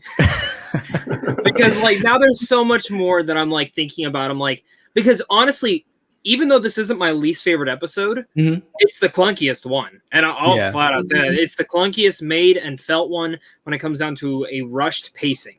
Like I felt the pacing through every other episode was pretty seamless. But besides this one, this is the one that felt, okay, there's some stuff wrong here. And it just, I feel like they were trying to get to the end line. Rush into the it's like Disney was like, hey, Mr. Feige, we got to push Black Widow back 3 more times. So Falcon Winter Soldier clearly only has 2 weeks. I need you to finish WandaVision now. Type thing. So that's that's what it kind of felt. And so to be fair, I did enjoy this episode. I think the first half up until this point, it felt a little clunky, but now we get into the second half of the episode, which to me, where like Sharana said, Wanda and Vision, and this is where the story to the finale did kind of get me back on board, because I think the emotional payoff was way more superior than the action that I didn't feel like was necessary. So going into that moment there again, Chris, I don't know how you felt about that. Monica, did it feel clunky to you in that sequence of Monica and the kids and Hayward and the gun and all that stuff? Yeah, in the moment, probably not so clunky because I'm just in the moment. But looking back at it, it's like if Hayward wants us to believe that your mission is to stop Wanda from doing all this crazy stuff, you're not gonna be shooting kids just cause exactly. And your ex-agent or whatever, like Monica, like you're just not gonna do that. So I just thought it's like looking back on it, it's crazy. And that's why to Zach's point, it's like, yeah, you might want to like look at doing the video over, but like in the moment you're just like, oh, okay, cool, the series is great. If you pick anything apart, you can pick anything apart. So true. I wouldn't feel too crazy about it. Well, and that's a great thing, because like this is still top 5 MCU stuff for me, just for the emotional payoff alone. I'm a sappy person when it comes to this love story stuff, and everything in that moment. I mean, Jesus Christ, man! The end of the episode, beautiful, and the risk. It's like MCU, like. They haven't taken a risk like this yet, so it's like we have to reward them for like, you're giving us episode 1 and 2 to start, and this is what we have. Like, can you imagine like the trust that we have to have in Marvel to be like, all right, let's see where you go with this. So I give them all the credit for that, and I think with this last episode, as far as like being clunky, they probably wanted to be able to say like, all right, there's something for everyone in this series. Like, you're gonna get some love, you're gonna get some backstory, you're gonna get some action. But we didn't get so much action until the end. So it's like, all right, Agatha's got to fight fucking Wanda. Vision's got to fight Vision, and if there's need a third Vision, we'll get a third Vision in here. It's like they're trying to like please all of us, because everyone, as people, we just except Quicksilver fans. Those are the only people that exactly. I gotta say, my theory going into this episode was like, all right, Vision versus Vision, Wanda versus Agatha. And maybe we'll get a Quicksilver scene of him saving everyone in the Hex. Yep, and have an X-Men moment, some music in the background. That would have been great. They tried to do it because they already had it in X-Men. They're like, we can't just do it again. Yeah. Right. That's a great point. And again, I don't know, this is just theorizing about when Zach told us about the reshoots that, this was not supposed to be the first thing out of the gate as far as MCU content. So maybe again with reshoots and scheduling and script adjustments, hey guys, let's try to make like you just said, Chris, everyone happy. This is the first thing out of the gate. This is our first Disney Plus Marvel show. Let's give them action. Let's give them some weird stuff that might not necessarily work in the moment, but it looked good on the script. And, it comes out to be this. But I guess this bringing back to you, Zach, regarding your take on that scene of Monica and the kids and all that stuff. Was it something that, originally I know you say you liked it, but kind of thinking about it, is it still something that you felt was a little off maybe? I mean, it feels off. I still like it. I like seeing the kids use their powers. I think the kids, honestly, like the first kids they used, the acting was not great. These kids are at least a little bit better. And I mean, we know the kids are going to come back. They wouldn't introduce 2 big major comic book players to not come back. But I will say the next time we see them, I think they'll be around Tom Holland's age. I think they'll be new actors in those roles, because we know they're setting Young up Avengers. Young Avengers. You said it right there. They're setting up the Young Avengers, and I don't know. I think this episode, and the more I think about it, I feel like this episode should have been an hour and a half. I feel like there was a lot more that should have been dissected. And I get it. Like, you want to do the 30 to 40 minutes. I was totally fine with that.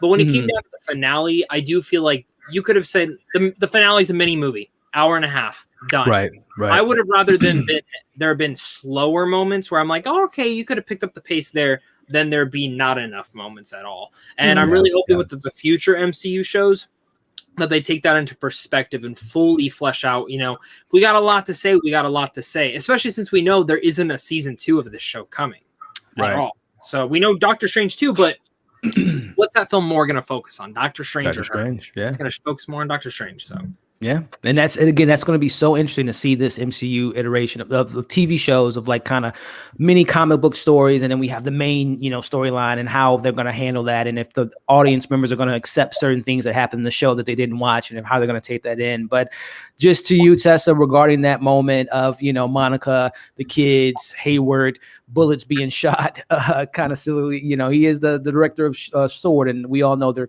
clowns, so I guess it plays to the character. Yeah, I was like, what are you shooting the kids for? First of all, they're not real. So I don't know what good it's going to do to shoot these little kids, Exactly. I don't know. That seemed silly, but I think it was a good reason for Monica to use a power. I really think that's why they did it. They said this way Monica can step in. Yeah. You'll see, she has this other power, for people who've been just not paying attention to her the whole time. Like, I think it was more to supposed to be a Monica moment, and it should have been a better Monica moment. And I think hopefully that had to do with reshoots or changing stuff around. I mean, Falcon and the Winter Soldier was supposed to be the first MCU show. Yep, right out the gate. Yep. And I feel like maybe that's why they were just like, well, this one's ready. We're just going to go bold and hopefully it works. This is what we got for you, and here you go. But that moment was weird. And I hadn't, until Amanda said it, I didn't even think about the fact that she still dropped all of them on the ground. And why did you do that?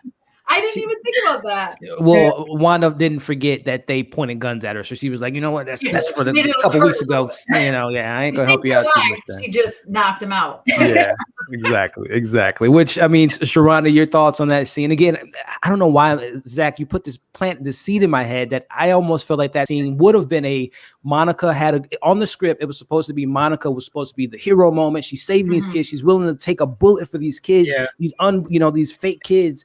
But it just didn't. The execution just felt so wrong. And I also think, going back to Ralph Bohner, if he would have been coming to his wits, that he could have been the one that did all the Quicksilver stuff instead of for seeing Speed. That could have, instead of for Speed doing that. But reshoots, who can only theorize. But Sharonda, your thoughts on Monica? That was supposed to be a big moment, but I don't know how you felt about that moment of her saving the kids and all that stuff.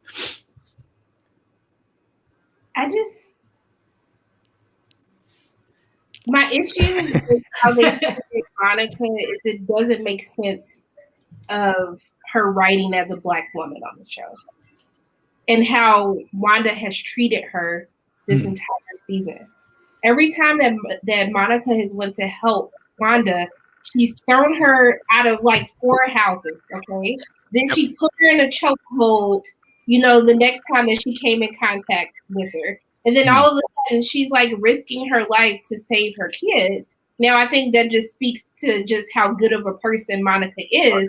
I just think that a lot of Black women and a lot of Black people in general, when you deal with microaggressions in society today, I didn't really care for how all of that happened and how Wanda is continuously absolved of all of her wrongdoing. Even when she says to her, like, they'll never know what you sacrificed. You literally have had people in nightmares for weeks, and it's just okay. Yeah. She doesn't apologize to her right away. It's not until she goes back home and says goodbye to her family, and then she comes back with just like, hey girl, sorry about that. Sorry about your ass this whole time. I apologize. And she's just like, oh yeah, no problem. No, that is a problem. And it's just, I just don't know how Wanda keeps getting off the hook for this, but I guess it is what it is. I'm sorry, go ahead, Zach. Yeah. So in that moment, I get what you're saying. I think for me, when I was sitting there, I thought about it from Monica's point of view, where she says, if I had powers, I would bring my mom back. Mm. I kind of feel that too, but it's just weird. I think there is, because I really thought Wanda was going to turn herself in. I thought at the end she was going to be Same. like, I did too. Me too. Yeah, I did. I fucked up big time. Yeah. Take me away. I actually thought those people were going to charge her and like try to like pour pitchforks and everything attack her. But it's interesting. But I think Sharana brings up a great thing, is that they try to make us as the audience understand like why Monica's not pissed. But throughout everything, she should be mad. She should be just she's a better person than that, I guess. But and Monica wouldn't have tortured a whole town to bring her mama back either. Right. She would have just brought her mom back. She just would have just had her. I know. Yep. 100%. Right. Well, that's the thing. Wanda could have 100%. easily been, hey, maybe I'll make the hex just for this. Right, yeah. Like when she starts noticing, hey, I messed up. I'm sorry, everyone. Just don't come to my house. I'm sorry. Yeah. But, I mean, she killed everyone in Nigeria, and then Cap is just like, it's okay, we make mistakes. No, we're not just killing random people like this. And then he did the commercial. I was just like, y'all, them people dying wasn't a joke. That's literally how we got the Civil War in the first place. So if you're really adding up bodies, like Wanda's body count, she got a tight body count. I gotta ask you guys, by the end of her arc in here, in general, after Doctor Strange, all that, do you think she dies? Do you think she? I'm gonna say I think so. No. Yeah. There's no way. But it was the whole thing. Her story relates directly to Tony. Tony risked his life at the end of Endgame in order to atone for the sins of what his weapons did to people like Wanda and PHO. And that's why he risked his life. And I think that the same was because Wanda still has not dealt with her trauma. She still still hasn't. That's 100% true. Yeah. And I don't want to glance over that you brought up a lot of great points, Sharana, regarding Monica's handling of the character. And Tiana Paris, such a big fan of hers. And, again, not playing devil's advocate, but I really do hope, and I'm so glad Nia DaCosta is in a directing chair versus, nothing against the past directors, but they just didn't have that flair for me and their direction sensibilities. But I'm hoping that Nia DaCosta really dives into that, as we're just assuming, as, Tessa said, that Monica's just a good person, that she would just go the extra length, even though she's getting literally, like you said, thrown in the ground, rejected, thrown out of the hex multiple times. But that shows the resilience of the character. That shows number one, going back to her scene of, because we talked about it when we had Mike on the show, Amanda and Chris can attest to this, when he brought up that he felt bad that, I didn't feel bad, but he felt like the creation of Monica was due to a white woman allowing her to have her powers. But just kind of, we had the conversation about, well, that just shows the character's strength. She pushed through this hex. She didn't want to give up. She didn't need this machine developed by whoever, Blue Marvel, whoever the engineer was. She didn't need that. It was her perseverance of the character. It was her being a hero again, stepping in front of a bullet, going into this hex, even though Wanda has thrown her out of the hex. That's how good of a person she is. So that's what I'm hoping. That is the character's arc when we see her again, that she's just such a real person. She learned that from her mom, Marie, which I hope we get to see her maybe have a flashback sequence or so, something of that nature, to kind of give justice to that character that died off screen. So again, history, I hope, doesn't repeat itself, because Monica Rambeau in the comics was treated kind of dirty in regards to her being the first Captain Marvel and how that all played out. So I'm hoping that they right her wrongs on the big screen, in the case of the small screen. But when we see Tiana Paris on the big screen, we're going to feel good about the character. But I'm so glad you brought that up, Sharana, because that is a good point. It's a phenomenal point that you bring up there. So hopefully we get hashtag Monica Rambeau, some respect on her name. But Tiana Paris, she's a queen. And I'm so excited that she has this opportunity to kill it. Man too. I didn't even notice that. Yeah, and that synergy, her and Nia DaCosta working together and then working together again, it's going to be, I'm telling you, Captain Marvel 2 is going to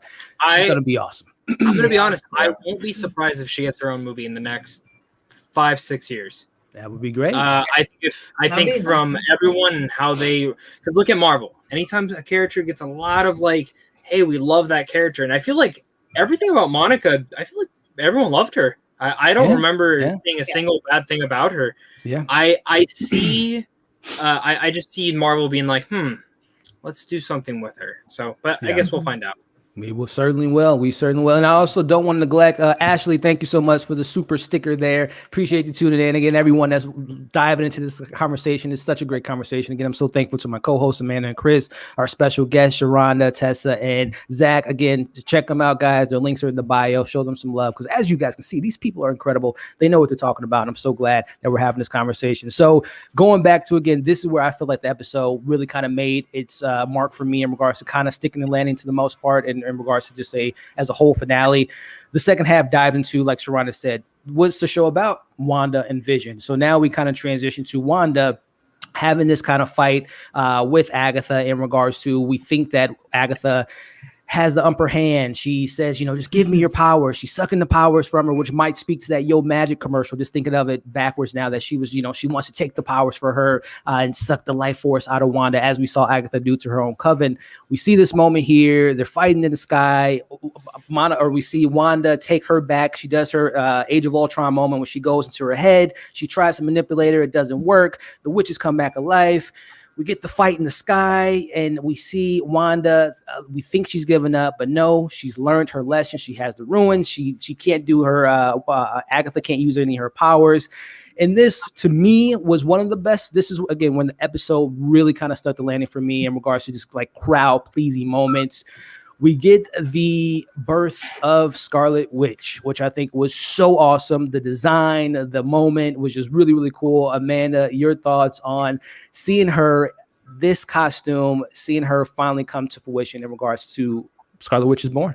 See, that whole scene, everything that you just described, I felt like it was perfect. It was perfectly executed. I really enjoyed watching them like go back and forth. But this is what we wanted. We wanted to see her become Scarlet Witch. And I think that the entire time we were waiting to see her at her kind of like full power for this series and come into her own. And she has some like great pieces of dialogue that she says it to Agatha that like, I know who I am. And then she becomes like the Scarlet Witch. It's an amazing scene for her.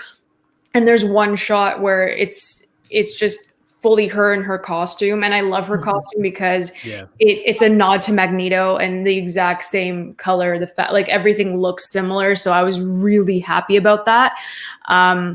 She looks amazing, and this is what we want. She's finally the Scarlet Witch, and it's a really powerful moment, I think, for her in general. So I loved it. I thought it was the highlight of the season. I thought it was the highlight of the episode itself. I couldn't agree with you more. Chris, man, your take on the Scarlet Witch being born and coming to fruition and that moment, man, what you think about it? Yeah, no, I totally agree with Amanda. It's like exactly what you want from a finale. It's like what we paid our time in every week to get to this kind of moment, and the costume, like everyone's been gassing it, but it deserves the gas. Like give the flowers when we can. So I was all about it. Love the Magneto nod, whether it's official or unofficial. I thought it was all well done. That scene was crazy. That scene was great. Yeah. Zach, man, what'd you think about the costume design, the moment of itself, her switching the table? She learned her lesson, just last week. Agatha says, you don't even know the fundamentals of magic, but bam, she shows her some, she learned her lesson from, what Agatha did to her the week before. So your take on Scarlet Witch being born? If I was in that town and I would have been tortured for that many times, and I saw that, I would have been like, you can kill me if you want. Like, do whatever you want. She looks phenomenal in it. I love, again, that homage to Magneto. I just love Elizabeth Olsen in this role. Every little thing she does, the scrunchie of the nose, the changing of her tone, everything. It's just her performance works. And I think, yes, visually, all of it's appealing, but I think her as a performance, that's why it feels so satisfying. Again, the writing for her whole entire character throughout the entire MCU until now, when it comes to a personal level, feels fulfilling in that moment. And to finally get that outfit, because I've absolutely been tired of the stupid red trench coat thingy. She looks like freaking P.T. Barnum for some reason to me sometimes. So I loved it, man, and I'm excited to see more of that suit in the next time we see her, which will be next year. Yeah, man. And it was funny. We had a watch along last night, and Chris brought up the fact that her costume for the majority of the episode was like sweatpants. So, and now we get to see her in a really awesome costume. Honestly, though, imagine how happy Elizabeth Olsen was. Like, they wear these skin tight. If I could wear sweatpants for a majority of a show and do some cool fight scenes in there, I would. Because, you know, like I've worn like these Spider-Man and Deadpool suits for other things, and literally they are not comfortable at all. Yeah. Like I do it for like I did it for like a donation charity thing once, and I'm like, man, I don't know how they do it. Props to all them that do it. No doubt. And to the comment here, yeah, she got her accent back too. I totally forgot to put that down in the notes there. But Tessa, your take on this this really good moment for the character in regards to good moment. It's a crowd pleasing moment, but also just like Agatha says, you have no idea what you just unleashed. So there is some bittersweetness to maybe her embracing the more darker side. Yeah, for sure. I was so excited. I mean, like everyone said, this is the payoff we were waiting for, right? We knew this was going to be Wanda's journey into, or assumed, I guess, becoming the Scarlet Witch. So we had the name drop at the end of the last episode, and I thought, okay, we have to get a costume change, like we have to. And the costume, I mean, it's amazing. It's gorgeous. She looks beautiful. She looks badass. I love it. I love the whole thing. I love everything about it. The little bit of Magneto in there. I mean, it was perfect. Like I have literally nothing bad I can say about that entire scene. It was so good.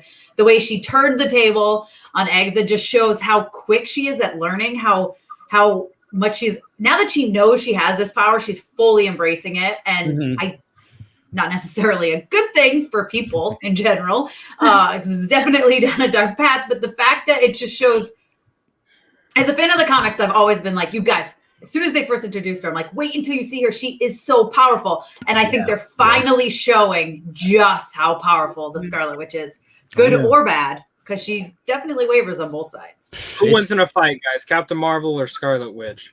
Scarlet. Scarlet Witch, I think. I gotta go Scarlet. I don't think it's close. I don't think it's close, man. I think Scarlet would take her out pretty easily. And it's no disrespect to Captain Marvel, but I just think we saw Wanda almost take out Thanos prior to even knowing that she had this power. So I think she could take out, Captain Marvel. It'll be a good fight, but I got my money on I'm sorry, Wanda. Like every time I look at Sharonda's background, I see Elizabeth Olsen smiling with that face, and I'm just like, you're fucking crazy, man. She's there. She's there. Crazy now. But speaking of Sharonda, your thoughts on this moment of, as Kevin Feige said a couple months ago, well, prior to the show coming, as Tessa just pointed out, this is the show where we're going to see Wanda Maximoff become Scarlet Witch. Was it a payoff that you enjoyed? Yeah. I mean, I think for the most part, yeah. I liked her costume. I liked how she had this whole transition, and I loved how they do it. And the hero always has to sacrifice themselves to like be reborn again. Exactly. Giving her magic away in order to have this rebirth into Scarlet Witch. I thought that was very well done. I thought it was executed masterfully, honestly.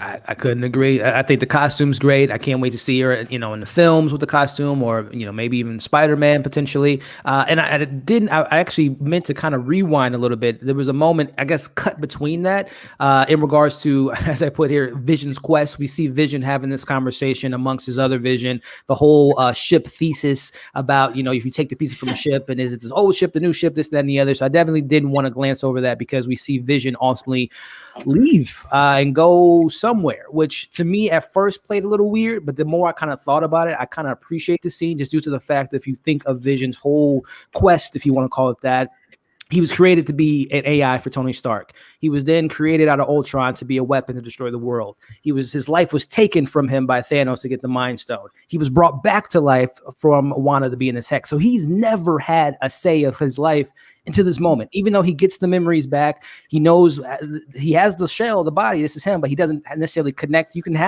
watch something on TV, but it doesn't mean you got to connect to it. So he has the memories, but it doesn't necessarily mean he's going to run right to Wanda. He goes up and has his own quest. He has his own journey. And I love that moment, because like I said, he's never had control of his existence until this point. So Amanda, your take on Vision going on this journey without Wanda?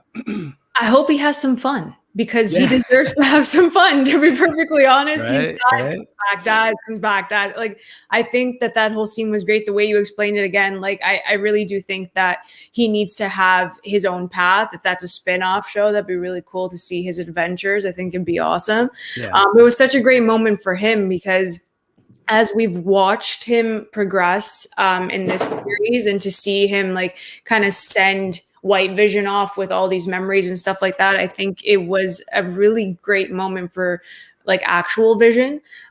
So yeah, I hope he has fun, and I hope we get to see him have fun and he can go live his life. He can have his life. Can you imagine if we see White Vision, tropical shirt, chilling on the beach, like with Fury?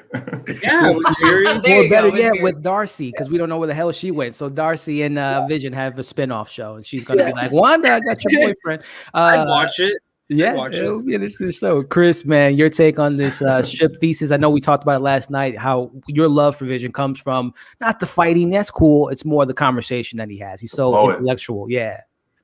And it's funny to think about Darcy having to explain life again to a new Vision. He's like, I'm tired of explaining to you what happened to you. Yeah. Let me just take 2 minutes of not to tell you guys nonsense of why this Vision thing had hit home. So like a couple years ago, I bought this, like I had a big moment in my life. I bought a bottle of whiskey. Like this is now my special occasion bottle of whiskey. Mm-hmm. If someone comes to my house, you're getting married, we drinking this fancy whiskey. You're having a kid, we drinking a fancy whiskey. You got a promotion, fancy whiskey. But now my shit is getting to the bottom, it's low. So I'm thinking, damn, like, what if I get a new bottle and just pour some in? It's the same bottle. There's still gonna be some old original from the special occasion bottle, but is it the new bottle or is it the old bottle? I've been thinking about this for years. And then I freaking turn on the season finale of fucking WandaVision, and Vision just lays it out for me. You didn't know this is a true story, Chris. This is all a true story. So this He solved your dilemma. Yeah, he solved my whole, like, that's why I love Vision, man. He just holds me down. He just never lets me down. I love that scene in the library. I love the fact that it's in a library. I love, I told you yesterday, like, next time I don't get something at work, I'm gonna say I require elaboration. I'm gonna tell my boss straight up. It's like, I didn't know you needed that deadline. I require elaboration. So 100% love that scene. I love the fact that, it gives us a chance to get more Vision in the future. It's kind of like Gamora dying, and then it's like, damn, we missed Gamora. Then like you get, past Gamora. So it's like a way to keep some of the characters that we love, keep giving us more, more times to see him. So I was all about it. It's so true, man. And I guess to put a spin on the question for you, Zach, it's a great moment, no doubt. But is it something to be said? And these are comic book characters, and us comic book fans know that no one ever stays dead, right? But is it almost to the point we got a new Vision, we got a Loki, a different version of these characters, we got another, as Chris has said, another Gamora? Is it almost, does it take anything away from losing the character, even though this is the third iteration of the character? Is it almost just like, come on, guys, can someone stay actually dead in the MCU? I need to see what they do with him. I think if Wanda gets her happy ending with him, I think that'll take away from this show a lot. And I think it takes away from her emotional arc. Now, if she gets the kids, I'm fine with that, because I think that's something that she didn't have for that long. But Vision, she had for years, over and over and over. And I feel like there is something that I feel like I've seen enough of their relationship, especially throughout the show. But I feel like to do that and bring him back into there and being like, hey, I remember everything about you. Because the way I took it, when he left, it felt like I'm going to go discover my own stuff. Because I remember all this, but I don't feel any of that. Exactly. Which, there's, 50 First Dates. I've never understood the movie. I love it. But you remind her every single day that you're married to her. But how does she have those same feelings for you every single morning she wakes up? So it's interesting things in that.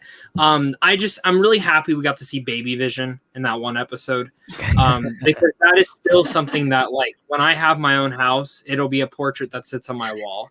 Like, I will show my kids that this is me as a child, like, just to play with their feelings. But there's just a lot there that I need to see what they do with the character first. And I wanted to ask all of you guys, because I started thinking about this. Where do you guys think we will see him next? It might be a bit. Yeah. Would Iron? It hasn't been filmed. Like, something that hasn't been filmed. Right. Sure. I would say I could see Ironheart, because it would be full circle, because Ironheart kind of takes some the mantle from Tony Stark, Jarvis. So I can see him maybe being an appearance there. Or Armor Wars. Yeah. Or I mean, they can literally wait so long when we get the Young Avengers, we get the West Coast Avengers maybe, and it could be like they're theorizing anymore. Have we not learned? I can't help it. I can't help it. I know, you're right. Thank you for putting us back on track. Thank you. We're not theorizing. Don't theorize. Don't think. But what about you in regards to that moment, Tessa, regarding the Vision having the moment, having his own power? I'm sorry, Zach, did you have any more to elaborate on more on the Visions? Oh, yeah, Tessa, in regards to your thoughts on Vision having his own journey and his own path and that scene. Oh, I loved that scene. I just love how they're just fighting and then he's like, hold up. What? And then they have that conversation and you know, that whole conversation, it was just so perfect. It was just so Vision. And that was, I mean, I loved their fight. Don't get me wrong. I thought it was great, but I enjoyed that scene more. I just thought it was 100%. It felt so perfect. I was like, this is great. And then he takes off. At first I was afraid he was going to like self-destruct, thinking he was like the real Vision. And I was like, no, I don't know that I want him to like go away.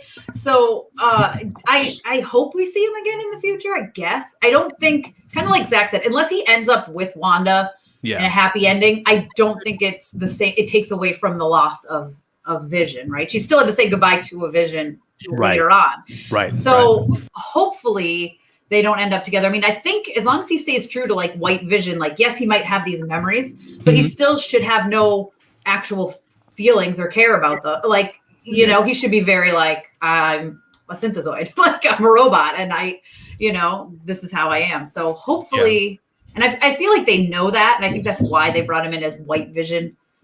I don't think it was just a nod to the comics. I think hopefully they're going to do him right and keep him in that great. I have these memories of my life with Wanda, but I don't care, which is kind of what they were in the comics. True. And tossing it to you, Sharonda, that, to that point of White Vision, his journey. And I guess this too, how do you feel about the whole not being dead? Are you okay with Vision now having his third iteration of the character? I mean, look, I love me some White Vision and White Vision colored Vision. I don't know, Hex Vision, Color Vision. I don't know what to call them. But I think I felt like it was a little lazy. Hear me out, okay? You have Hayward saying they spent billions of dollars, on who Vision was, but also to trying to reassemble him back together. And you spend all this time creating the perfect weapon of who Ultron wanted him to be, like who Vision was actually supposed to be. And then you mean to tell me that Vision's able to take him out on a technicality of a philosophical question? I was like, y'all, I get it. It was cute.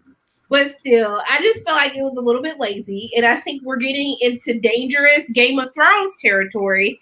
If you can kill people and they can come back, then they're death meaning. It doesn't mean anything when we lose heroes. When they're like, we have Tony taken away and then 5 movies later, he just pops back up hey guys, like I came back.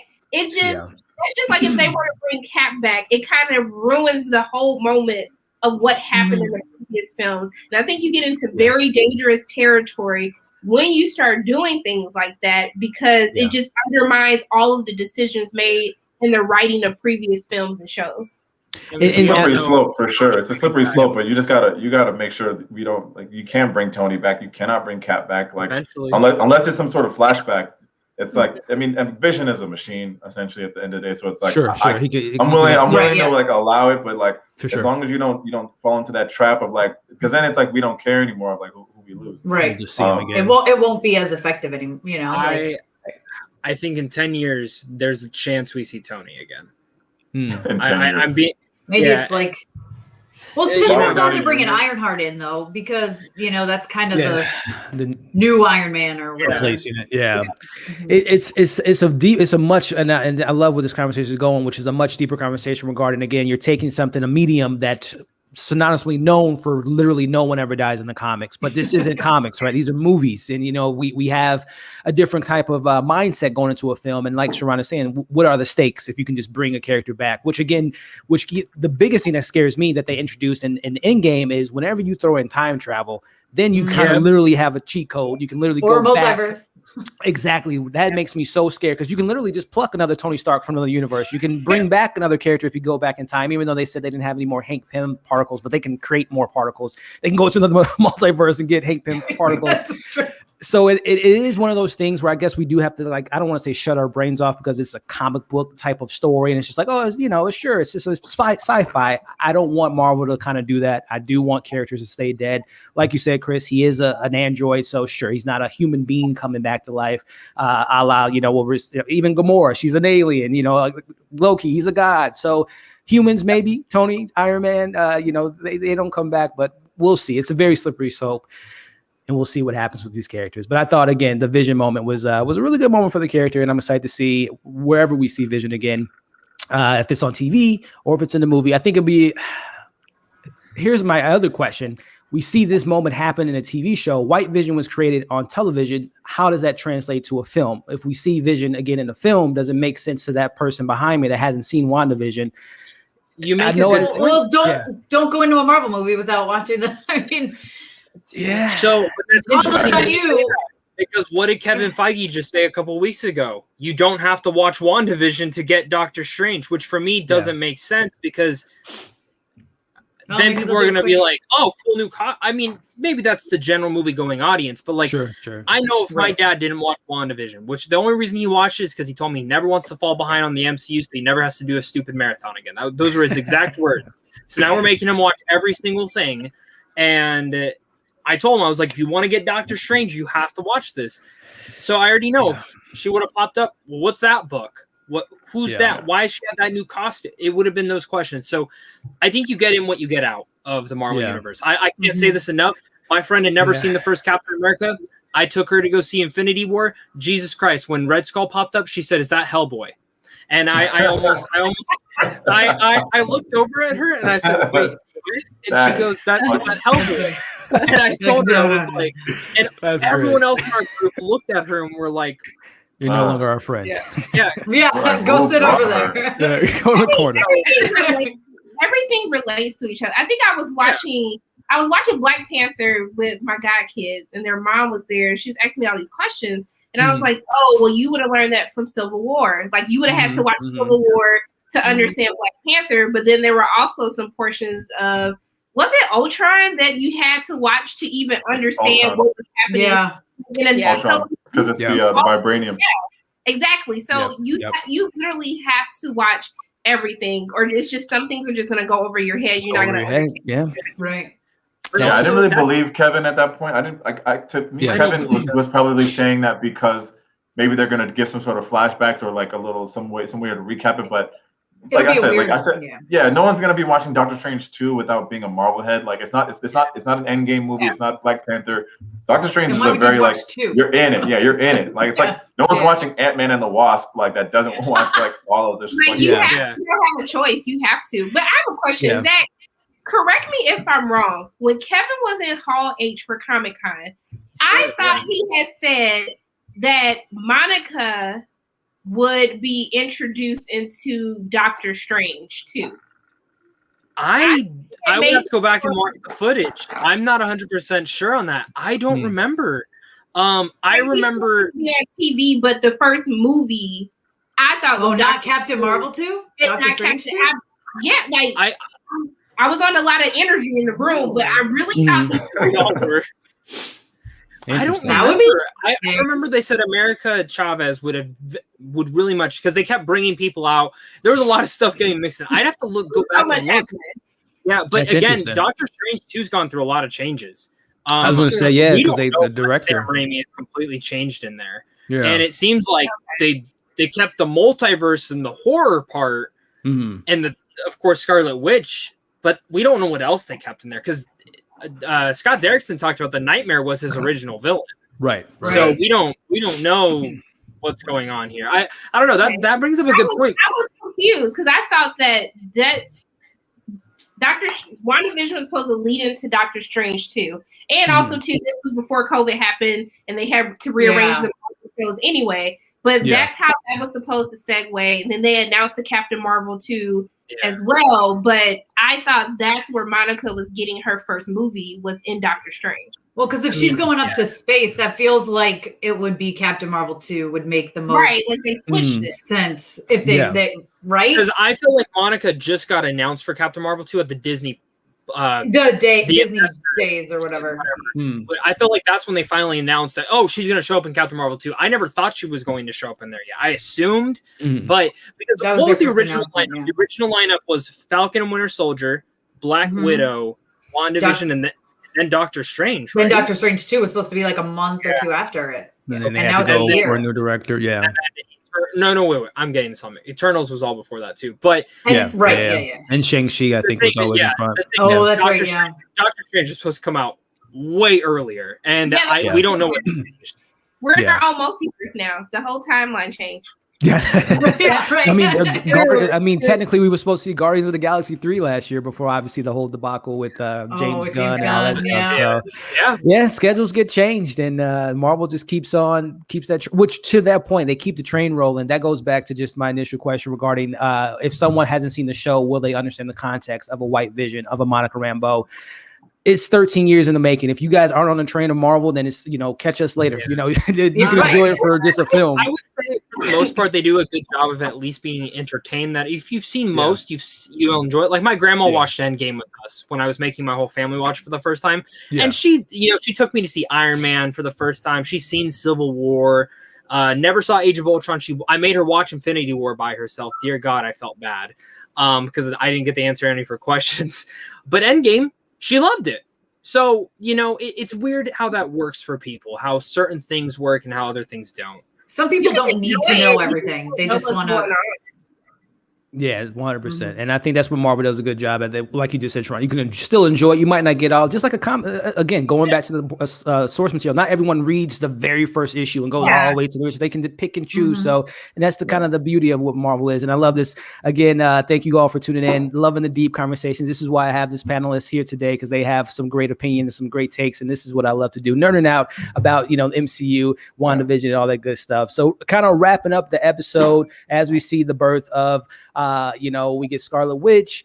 Again, me and I thought of Amanda when this happened, because we talked about it a couple weeks ago that I hope they don't kill off Agatha Harkness, not just because I think Catherine Hahn is a gem, but I also want to learn more from the character. So she is the nosy neighbor, as she was titled as when we first saw the show. Agnes is a nosy neighbor. So kicking it to you first, Amanda. Where will we see her again? I know Sharonda had a great Easter egg if we see her again, a theory of sorts if we see her again, but what's going to happen to Agnes? Westview, I don't think they're going to just accept this witch in this town, because they hate witches. They don't want to even, when Halloween comes in Westview next year, no one better not wear a witch costume because they don't like witches. So what's going to happen with Agnes? Is she going to, I don't know, bunk with Ralph in his man cave? When are we going to see her again?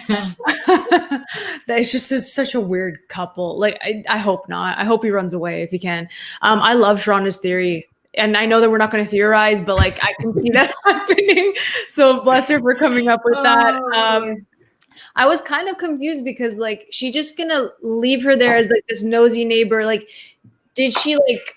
Not that I want to say like wipe her of her witchy like powers, because that's like impossible. But she just like leaving her there as a nosy neighbor and not as Agatha. She's kind of like in with Agnes now. So like I don't know why would you leave her there? Like, she's very powerful, as we saw. Yeah.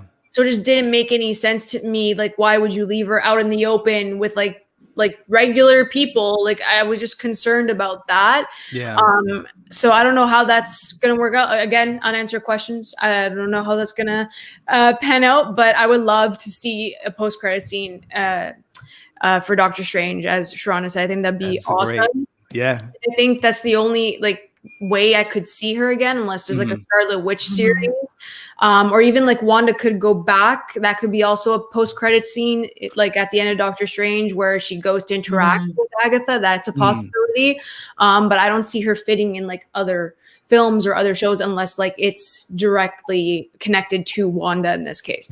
Here, I'm gonna pull a Sharonda. I'm gonna give her another theory right here. You're gonna love this one, Sharonda. So we know that this is Westview is in New Jersey, right? And we have a show coming out later this year by the name of Miss Marvel. Miss Marvel lives in New Jersey. I don't know. What if Kamala Khan, there's a new teacher of sorts, or a new babysitter of sorts that has to come in and walk through, and this new babysitter is Agnes? I don't know. Is that the next time we'll see her? I don't know, Chris. Am I crazy? Am I crazy here? No, I don't think anything is crazy. But, anything can happen. Yeah, that's what you have to say to just to be right at all times. But yeah, I don't know of a better time to put her. The end credit of Strange too. That it's so far away that they have time to make that happen. So I think that works. And then it's it's not too far where people forgot who the fuck Agatha is. So I think that works if they can fit that in. But yeah. No doubt. Zach, man, what about the nosy neighbor, man? Where do you hope to see her again? And where's she gonna live? She's gonna be homeless? That's the weird thing. I'm like, why would no one arrest her? Why would no one put her? I was sitting like, I just like, even if she's like, oh, I didn't do anything. Like, no, bitch, you almost killed everyone too. Like she, and what? Like that fucking house now has a whole basement of hell in it. There's being more scratchy, like I got questions, I got thoughts, but I think the biggest thing for me is no one wanted to arrest her. It could happen. I think the hex actually gave Miss Marvel her powers. I think she's a part of that hex. I don't even want to say it, theorize. It just would make sense that that's how she would get her powers. Instead of the Terrigen Mist, it's the hex or whatever. Yeah, it could be that way. I don't know. There's so many questions I have, and that's what it kind of gets hard to. But also, we might not see Agnes for 5 years, 6, 7, 8. I mean, that's the thing. And I at this point, I would say, oh, maybe she's in Doctor Strange too. But the fact that people are so smart to see, oh, Catherine Hahn's not in England, like if she was in England, if she was in like where they were filming at, I'd be like, she's probably in it. But I don't think we see her for quite a while. I don't think there's a reason to see her. Maybe the next time we see her, she's old and brittled up. I mean, just like in the comics. They might just chase the bag up they see how the response has been to her, and they have enough time to get her in Agatha all along. For end credit. So that song is. They might not have predicted, how big she became. Like they might not have thought like we will love her like this. I think she's almost an obscure character. Like people that don't read the comics wouldn't know her, so maybe they didn't think. For sure.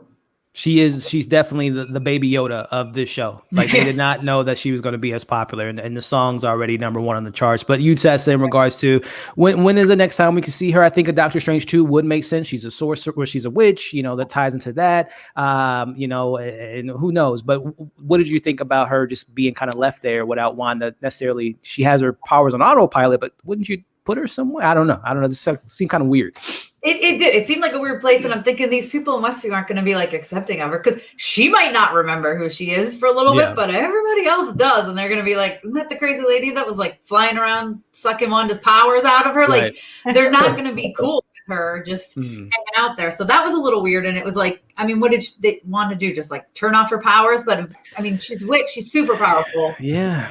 And that's out eventually. it almost makes it feel like kind of not shortens her character, but she seems so powerful just the episode before, and she's been around for so long, and to be kind of taken. I mean, again, Scarlet Witch is more extremely powerful, but just the knowledge, she has more knowledge as power versus actual literal power. So it is kind of weird how they handled that character. And Sharonda, tossing back to you, I know you gave us that mic drop of a theory, and who knows, we might see the next time you see her will be the scene you just said, instead for a post-credit scene. It will literally be a scene in Fantastic Four where you see, they're going out for date night, and she's the babysitter. But the nosy neighbor, Agatha Harkness, and I guess, did you enjoy the overall performance of Miss Catherine Hahn?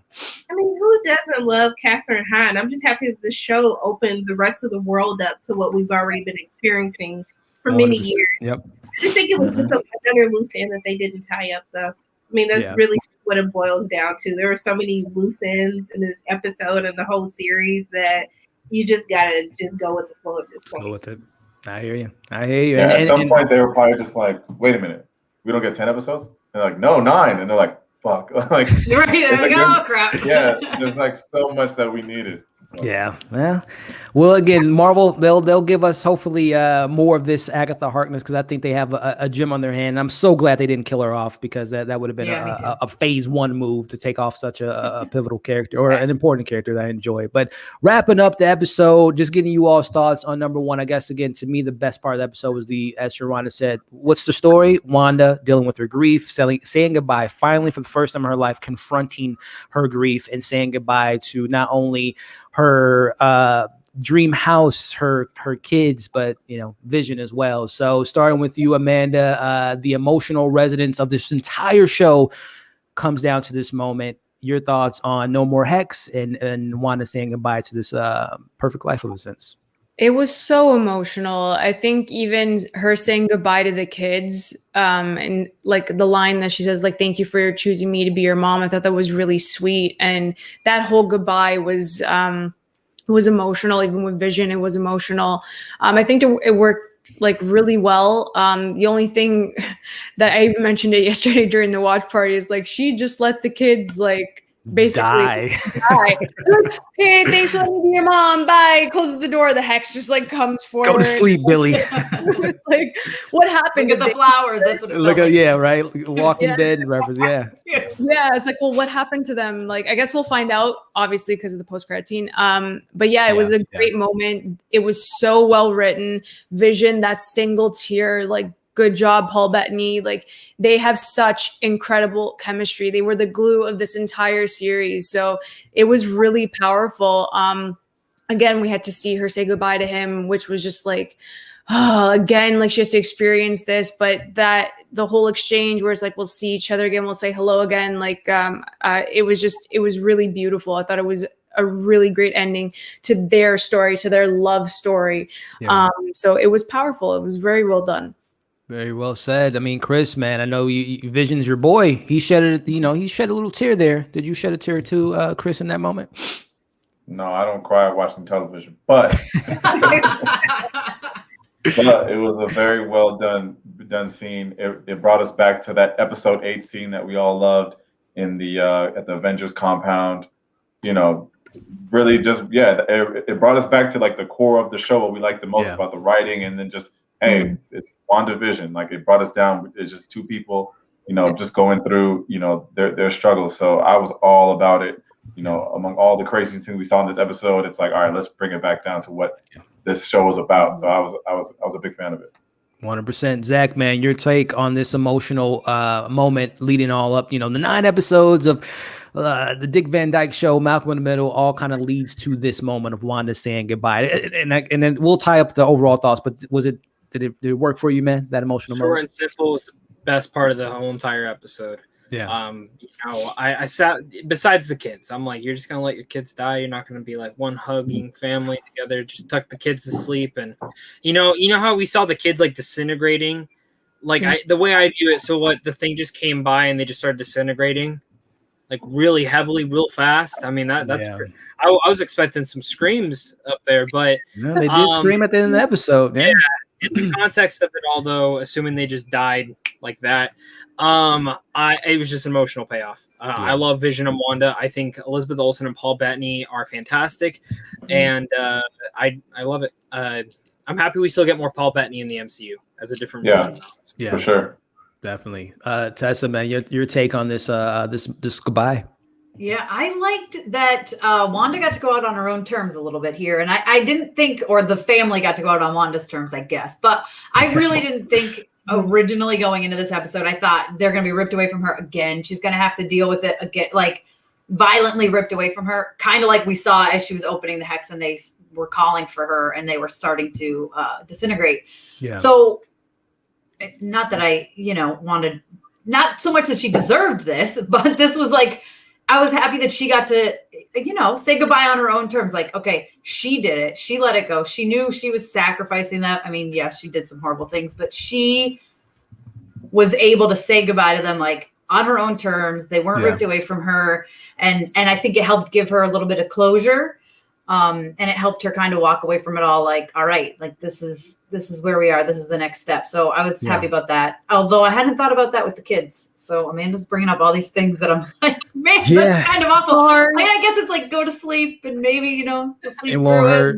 I mean, to be fair too, I mean, again, I know theories are crazy, but I mean, who's to say that when she closed the door that the kids, were there in the bedroom? We didn't see it. We didn't see. Yeah, that's rule number one. If you never see it, you know, who knows what happens. So maybe someone scooped up the kids, and that's why they're screaming at the end. But Sharon, I know my theories are killing you. I know they are. But your take on this goodbye, and in regards to, again, going back to what the show's about, did this emotional moment work for you as far as, you know, a payoff, emotional payoff?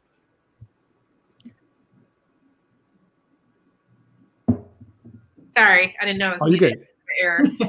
I think the emotional payoff was good, but it's another loose end. Her kid can literally sense emotions and intentions, so her child would know exactly what was about to happen. So great point. It's just another thing that doesn't make sense.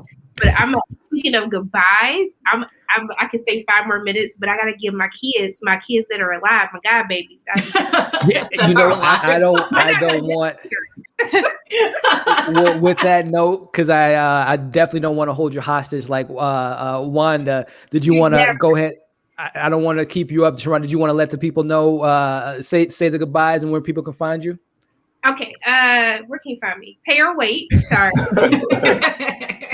Payerweight.com or Pay or Wait on YouTube, all those social thingies, and yeah, that's pretty much it. I can stay for one more round and then I gotta go. For sure. And when you do head out, Sharon, first and foremost, I want to tell you now, big fan of yours, as well as everyone on our panel. Thank you so much for coming in, and definitely want to get your take before you head out. And hopefully we can do more collabs. Because again, you're such a incredible content creator, incredible person. I'm so glad you're able to join us today. Which again, just kind of before you head out, you said in regards to the emotional resident, a lot of loose ends. Was just kind of your overall thoughts on this the show? Yeah. I mean, it's a ton of loose ends. It's so many loose ends. You know, I still like the finale though. Like, let me be clear, I still enjoyed the finale. I just think that once you apply the logic of the universe as a whole, and once you take into account what all these characters could do, you would never leave someone like Agatha just roaming around Westview to do whatever. Because also too, if Vision was able to so easily remove the mind control from people, there's someone out there that could do the same for Agatha. So it just doesn't make sense for me. I got a new thing that you should add to your channel. Please do a video on every single time you find plot holes in the Marvel universe. I'm not joking. You should do it and be like, I love WandaVision, but here's everything that's wrong with it. I would watch that so much. Hey, and I think you would open your eyes. I get kicked when I do that, so I keep it to a recap and that's it. But I think that WandaVision, and I think this is the thing for all comic book shows or films. You know, when you're in that moment watching the episode, when you're watching these films, all of the cool things that are happening, watching your favorite characters like come to life on the screen, you know, you lose yourself, and that's why we watch movies. We want to lose ourselves into these universes, you know, that they created for us.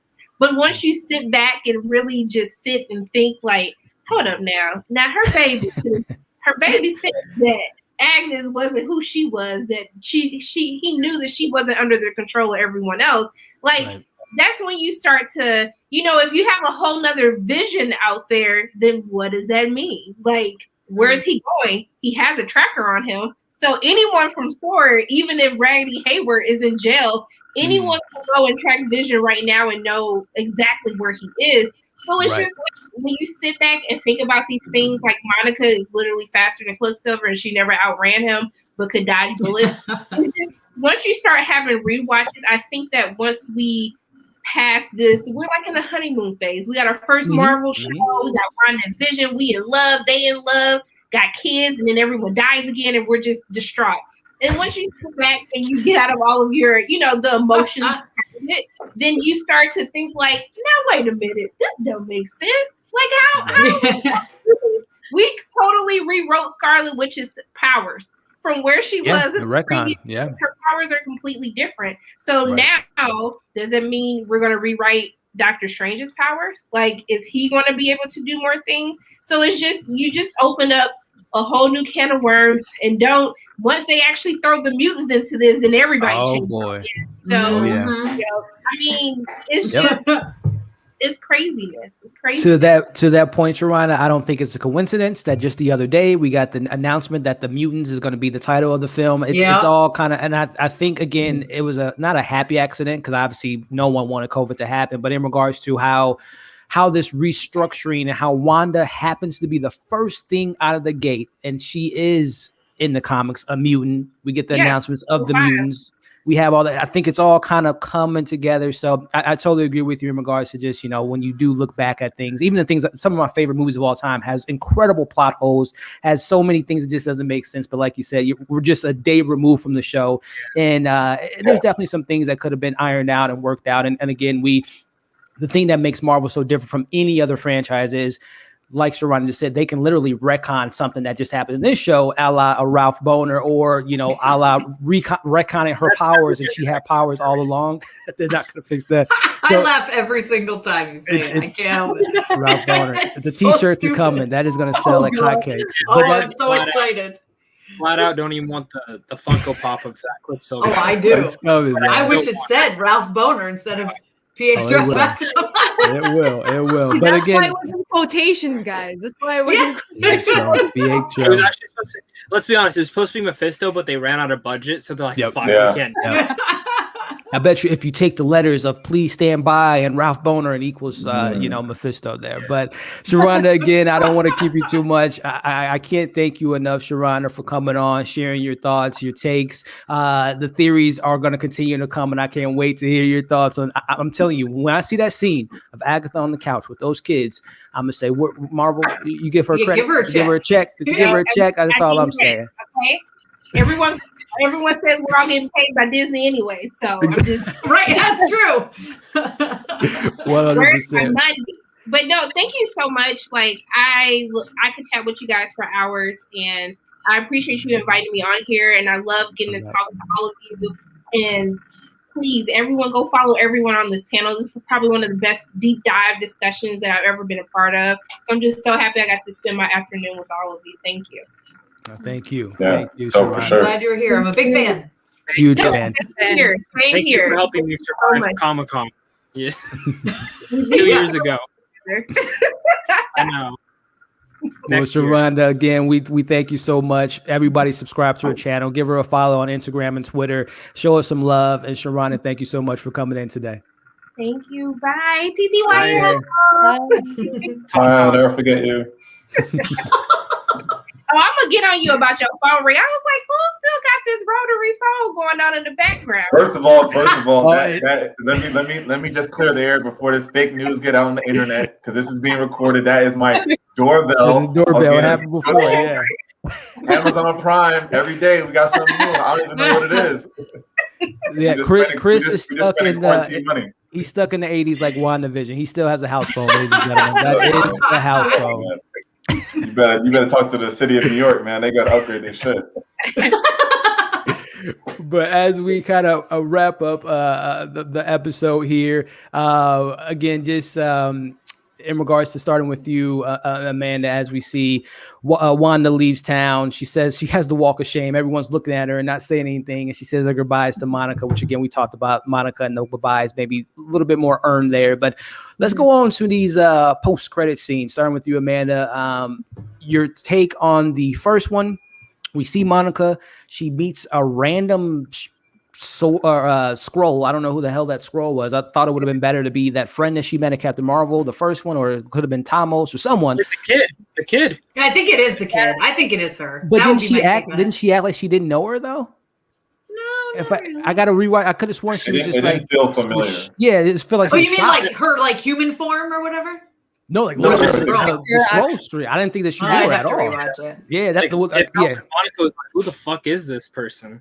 Yeah, I guess I just assumed it would be her because that would make sense. Yeah, that's what I would think, right? But the whole thing is a setup for her going into space. I assume when she said she was referring to Nick Fury, but it could be someone else. We'll see. But your take on this first post-credit scene, Amanda, before we dive into the second one.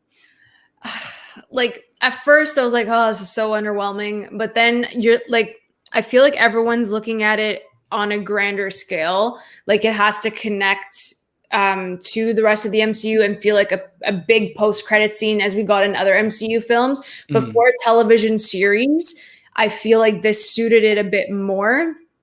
And a scroll is like where it's connected to like Secret Invasion. It could be connected to like literally any other show, any other movie as we've seen. So I feel like it does fit in regards to Monica as well. And I'm happy like that interaction happened because again, it makes sense. So I do think that it could be Nick Fury. It could be someone else, you know, like you said. So I think that it did work after I thought about it, or else I was low-key underwhelmed the first time I watched it. So. Chris, man, your take on this this scroll coming in and let her know that she's off to space to see whoever this person is. It's not an air scientist, that's for sure. Yeah, sure it's not. It's not. It's, you know how I feel. I understand the Monica love. They don't do her right, and this scene was nonsense. It's like you went inside to tell me that we're going outside. Like you went inside a movie theater to point up at the ceiling of the movie theater, indicating space. You could have just went outside to the little corner or something and be like, "Hey, space." It's like nonsense, and to me, it's like kind of like a redo of like one of the last post credit scenes we've seen with Fury with the Skrulls in space. So it's like we're just doing it again. Like we could have guessed that's what would have happened. So like the post credit scenes in the history, they've been kind of like, oh wow, yeah, what a nice little touch. I didn't think about that. This one seemed like it was kind of obvious. And like thankfully we got another one. But if that was the last one, oh my god. And that would have been a bad look. But Zach, man, your take on this first post-credit scene setting up Captain Marvel 2? I kind of was like, okay. Like, I literally started fast forward. I'm like, there gotta be one more fucking post-credit scene. This cannot be the last thing that I see from this show. Throwing in, though, I think it would have worked better if they literally just had Brie Larson or someone show up. I honestly don't get the point of why not. Like, you're going to tell me, I get COVID and everything, but you're going to tell me you can't just have someone show up that could have just shown up, you know? Like Brie Larson, for me, I feel, but even with her, I feel like she's someone that would have just done it for a cup of coffee, honestly. Like, she loves the character so much. But nitpick aside, when they say he, I actually took that as Captain Marvel, because when she mentioned the scientist or engineer, she said he, and it turned out to be a female. So I'm taking it as was it even confirmed that woman was the engineer? Yeah, it never I think was. so. I don't know. Yeah, I'm still taking it as it is, because yeah. It wasn't If all the theories, like if it's not Nick Fury, then we have to really stop, because then we can't do with this. I think it's Captain Marvel. I think because how long does WandaVision take place after the blip? It's like 3 weeks. Okay. Yeah. So in that time period, wherever Captain Marvel's at in the world at that point, she probably flew to go check something else out. Sure, she's like, oh well, shit, what about Monica? You know what I mean? I would imagine let's get her up in space. You know, they're all watching her too. Yeah. So I don't know. That's especially the way since she has powers now. Yeah, but what I would have done to make it. So go ahead, Zach. I was just gonna say it could have been better. It felt like Far From Home. It really did. Yeah. I don't even think we needed it, to be honest. I felt like it was more, hey, don't forget Captain Marvel 2 next year. Right. Yeah. We didn't need it. We didn't need it. But if they want to do a scene, like what would have been even better is that you already know that you're seeing, you fast forward and like then she's in space with Skrulls, and she's talking. Maybe she's talking to Fury. And then Fury's talking to someone, then like this, it spins around and it's Captain Marvel, and she's face to face with this girl that she's been talking about beefing with in the whole show, and then it ends, and then it's like, okay, cool, got that. Like this whole pre thing with it's nonsense. So if they're gonna do it, just do it. Like just bring her there. The Age of Ultron end credit scene when I'll do it myself. Well, bitch, what the fuck do you mean you do it yourself? Because I don't know what you mean by that. Like it was just felt like it was an end credit scene to have an end credit scene. Yeah, it could have. Like that point, that would have been really cool if she would have brought her in the theater and she said, "I have someone that wants to see you," and then it would have been Brie Larson walking from the shadows, being like, "Hi," obviously, like you just said, Chris, they have that animosity of her being on planet wherever, and her mom died on Earth, so she definitely is probably upset with that. So that would have probably been a little bit cool, or she could have just gave her, which would have been so cool for a callback for Infinity War. She could give her the pager and be like, "Hey, got this for you," but Tessa, your take on this first post-credit scene in regards to setting up Monica Rambeau for future Captain Marvel 2? So usually when there's two end credit scenes amid in it, one of them is stupid. That's just usually what, like, it's like an ant playing the drums. It's always something dumb that you're just like, but it's usually the last one is the worst. It is usually the last one. Yeah. So that made me nervous at first. Yeah. For me, I love the Skrulls. So like Secret Invasion has been the thing I've been waiting for forever. I literally cried when they announced Secret Invasion. Like the Skrulls are my jam. I love them because they can literally be anyone. So I was just excited to see a Skrull again. I was like, yeah, Skrull. I immediately thought Talos when they said he. And then later on, I'm like, well, Nick Fury. Okay, makes more sense because Talos is probably still on Earth, especially since Far From Home is. I always forget that Far From Home is after.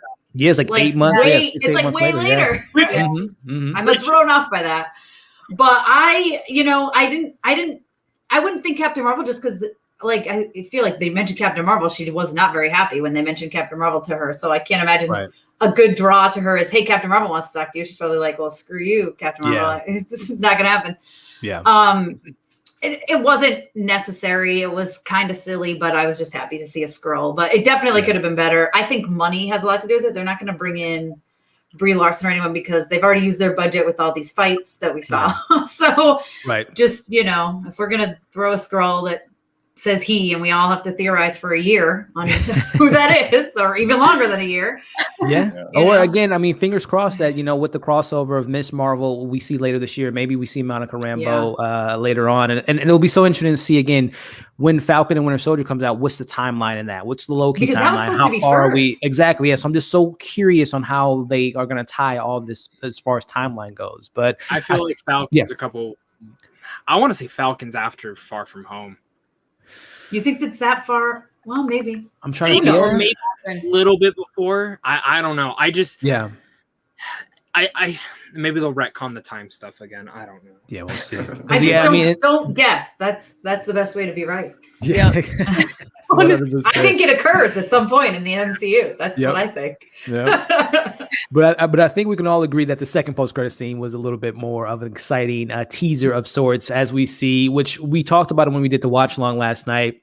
Yeah. I thought it was, I don't know, man, I might be wrong about this, but I felt like that scene felt so more cinematic than anything else that we've seen on WandaVision that it can literally be a scene in a film, whether it be Doctor Strange 2, and that's how they open the film, or it's like very similar to, I don't know if you guys remember in Civil War, the scene that was in when Cap sees Bucky and he's tied against whatever he's tied against. That scene was in Ant-Man, right? So I think they could do something like that where this scene, for someone that didn't see WandaVision, they can go into a theater and be like, "Oh, she's upset because the last time we saw her in Endgame, she was at a funeral."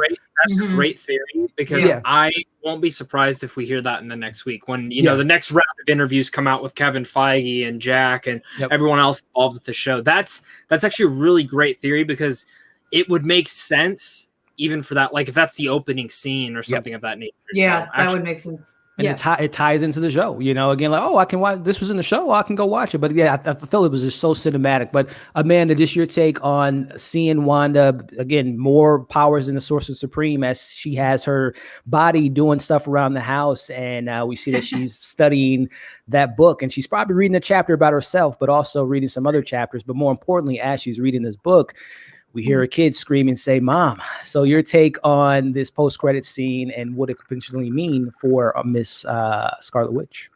It was great. I love seeing her like that. Like this image right here is just, it's so wicked. I did think that Doctor Strange was going to pop up because it just felt like he would have in that case. Yeah.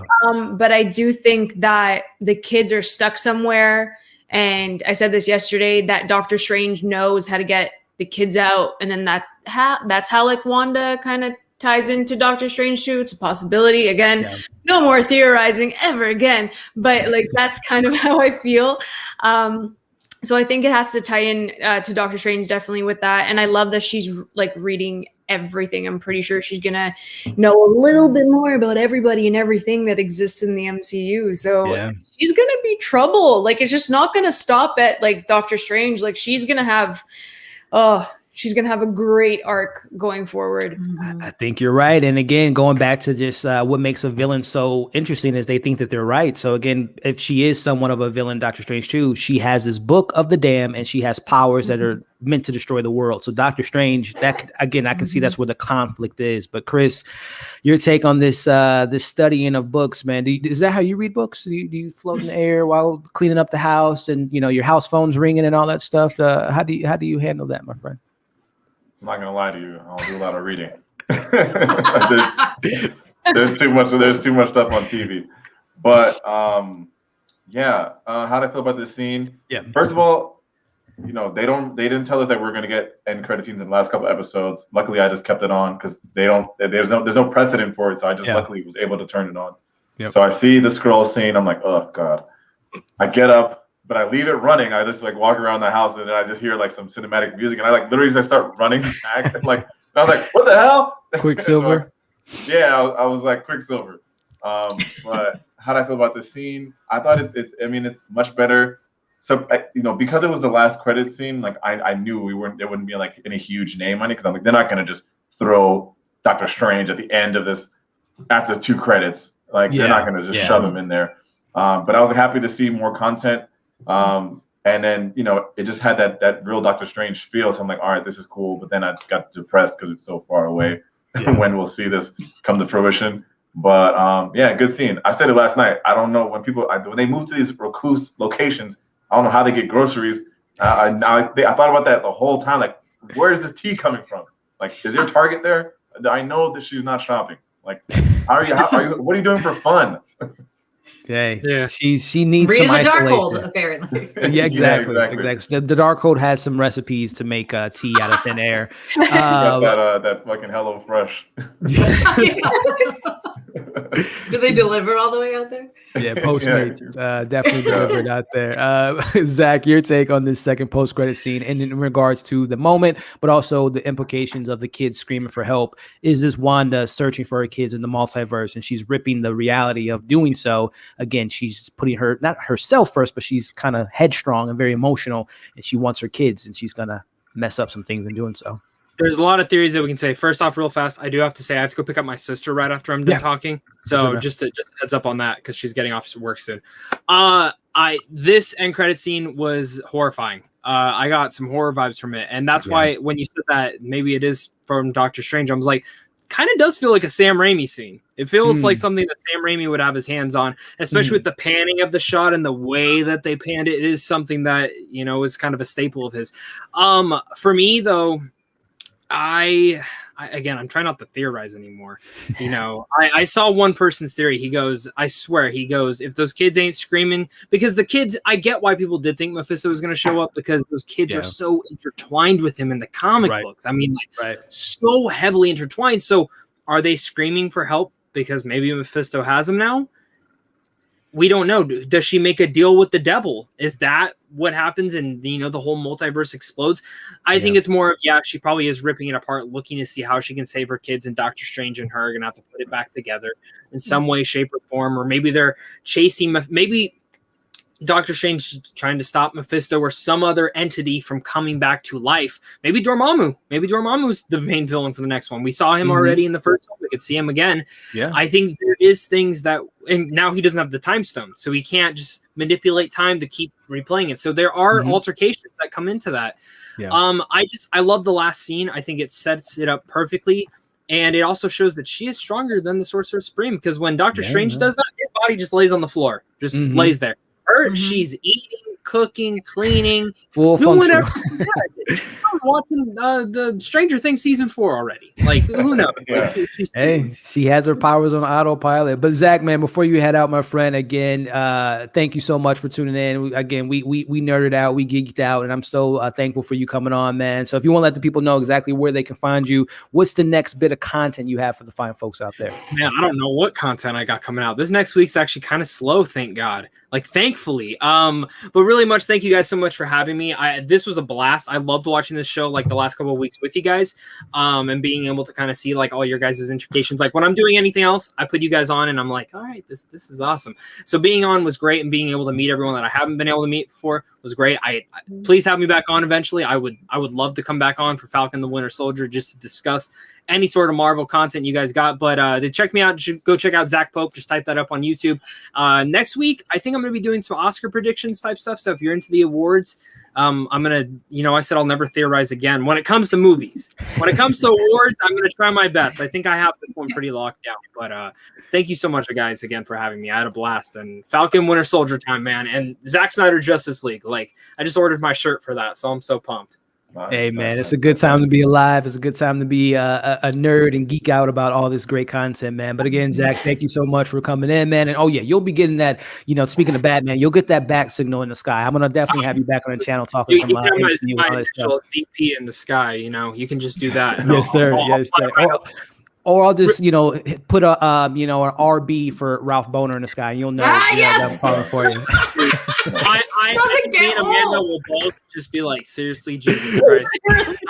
Dude, if I ever, I'm saying this, if I ever interview Kevin Feige, I would straight up look at him and be like, Kevin Bohner, right? No? Oh, all right, Kevin Feige. Like, just one of those fun things. So who knows, man. Thank you guys again so much for having me. You guys all have a great day. Man. Take care, Zach.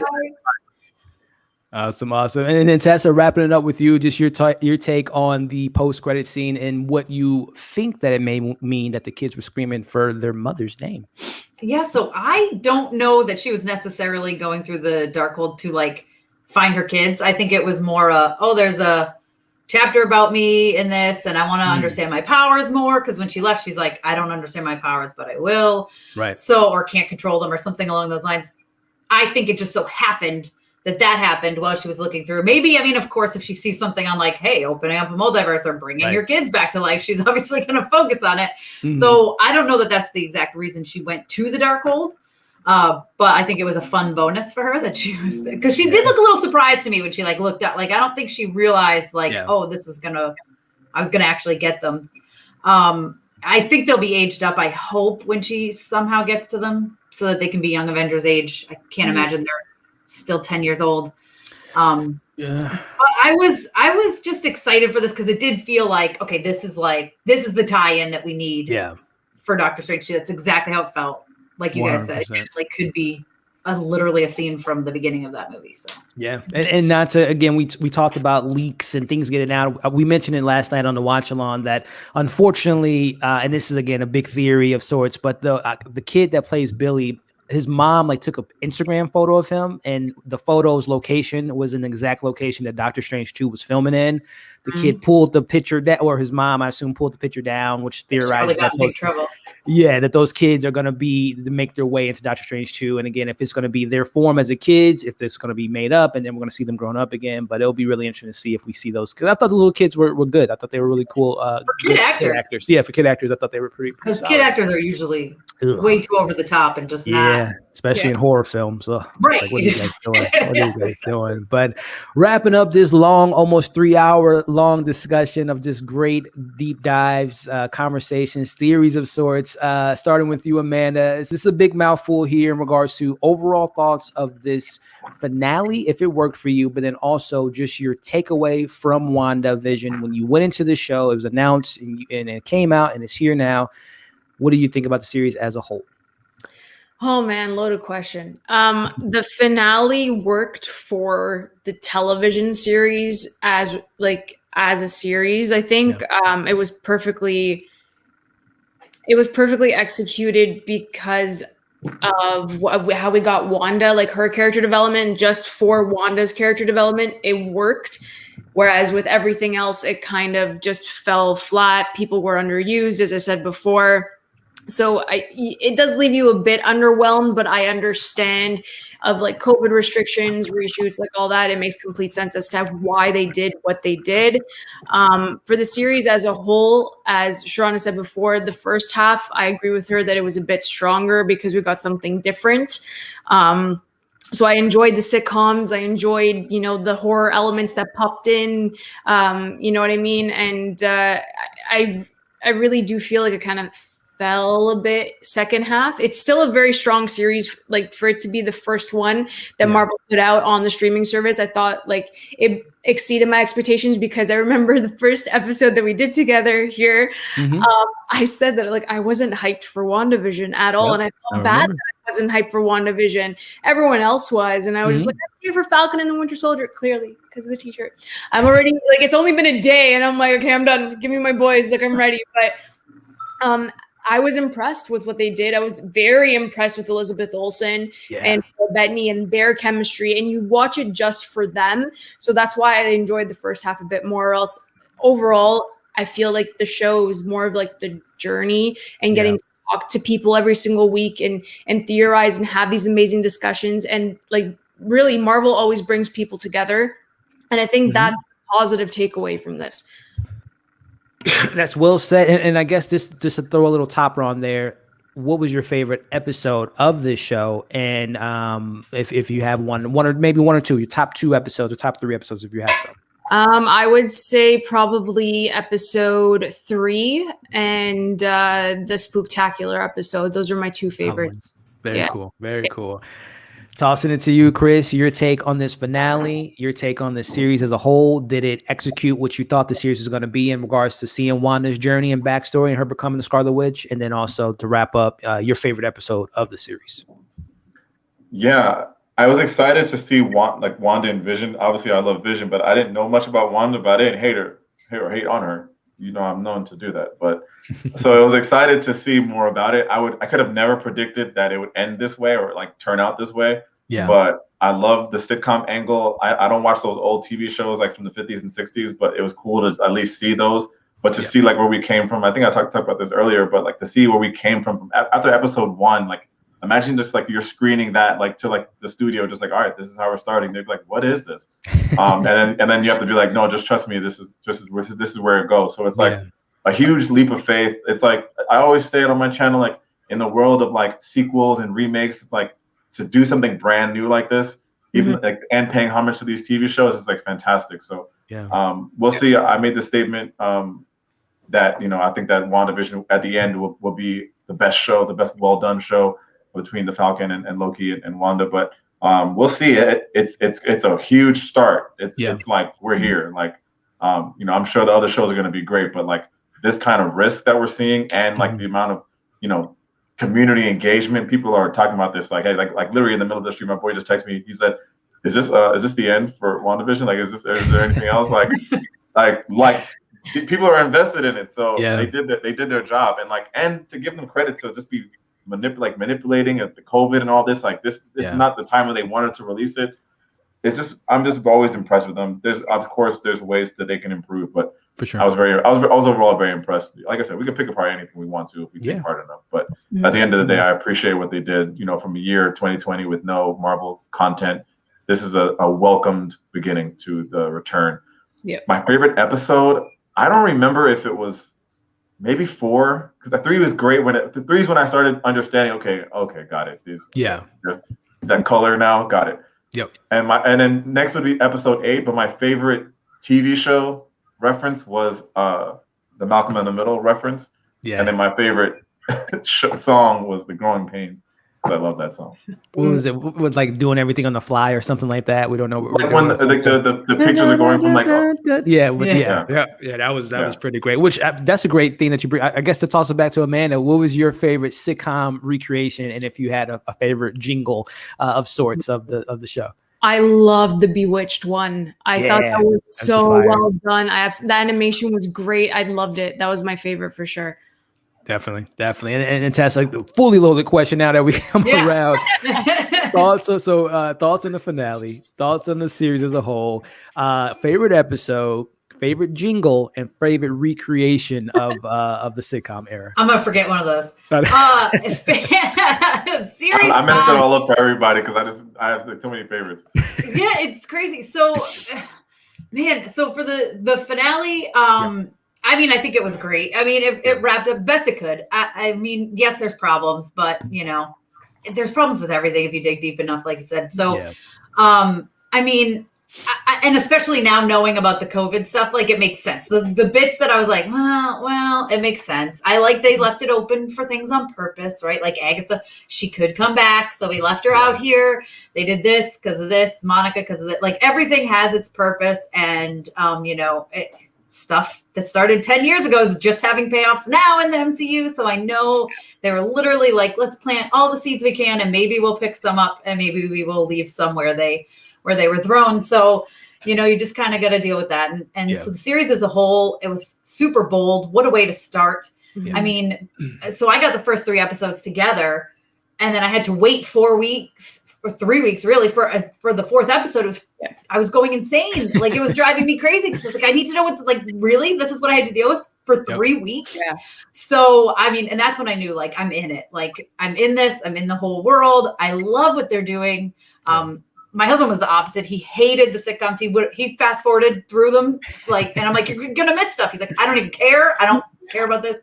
Yeah. So, and I know some people were like that too, which is why I think they kind of really changed gears with the 4th episode. Yeah. On purpose. I think my favorite episode was probably the Halloween one. I just really liked that one just because of what it was, but also I loved Wanda Pietro, I guess you would call him. Off the charts. Yeah. There was just so much in that episode that I loved, and Vision trying to leave and oh man, I don't know. I mean, every episode has something I loved about it. And I got to say my Bewitched is by far my favorite one. That was amazing. It was incredible. Yeah. I love the animation of it. Like, I mean, exactly like Amanda said. Yeah, it's great. And then is there another thing? Is that it? I think you checked all the boxes. I think, and I'm even thinking to myself, like I'm trying to remember the question I asked you guys. Finale wise, I was underwhelmed by the action because I felt like the show was never about action, and I felt like it was just like we have to have action because it's MCU. Not that it was terrible of any sort, but I just didn't feel I didn't feel the action was necessary. So that was underwhelming. And the second half of the show saved the finale for me because it goes back to what we talked about. What's the story? Her dealing with her grief, facing it head on, saying goodbye to Vision and her kids. So that stuff really set with me, which ties into my favorite episode, was episode 8, which shows you, I know some people felt that episode 8 wasn't necessary because we already kind of knew her backstory, but not so. I think it's so meta because not only as an audience, we literally get to see it, but also she gets to see it, hence that it's called Previously On, hence that Agatha says, here are the real reruns. So I think it was just so meta that we got to see that, because you can tell someone what happened, but it's more impactful when you actually see those layers of the onion being peeled off. And the acting in that episode with Elizabeth Olsen and like Chris said earlier, that Avengers compound of love, persevering is trauma. One of the best lines of the MCU, one of my favorite scenes of the MCU, bar none. And then the Scarlet Witch moment when she sees it in the Mind Zone, like that episode to me is like, Emmy-winning episode, great writing, great acting, and solidifies the show as one of the top tier MCU projects to date. So episode 8 is definitely my favorite. As far as recreation of the sitcom, for me, it's probably the Growing Pains episode because I thought it was just like it played into, again, growing pains, how we always get like a life lesson. Wanda giving life lessons in that episode about you can't bring people back, families forever. So it played into that. And also the big reveal. I mean, that had everyone talking when Pietro popped up on the front door. That was like not now looking back on it, the Luke Skywalker moment of all Skywalker moments was in the show was him coming up to the front stairs. So that recreation. And then as far as jingle goes, I have to go with Agatha All Along. That is a banger. Yeah. That counts. That counts. I think I would say that was my favorite. I mean, as far as a sitcom, I think Bewitched was pretty. WandaVision, that was pretty dope. I walk around the house all the time singing that. Yeah, it is so dope.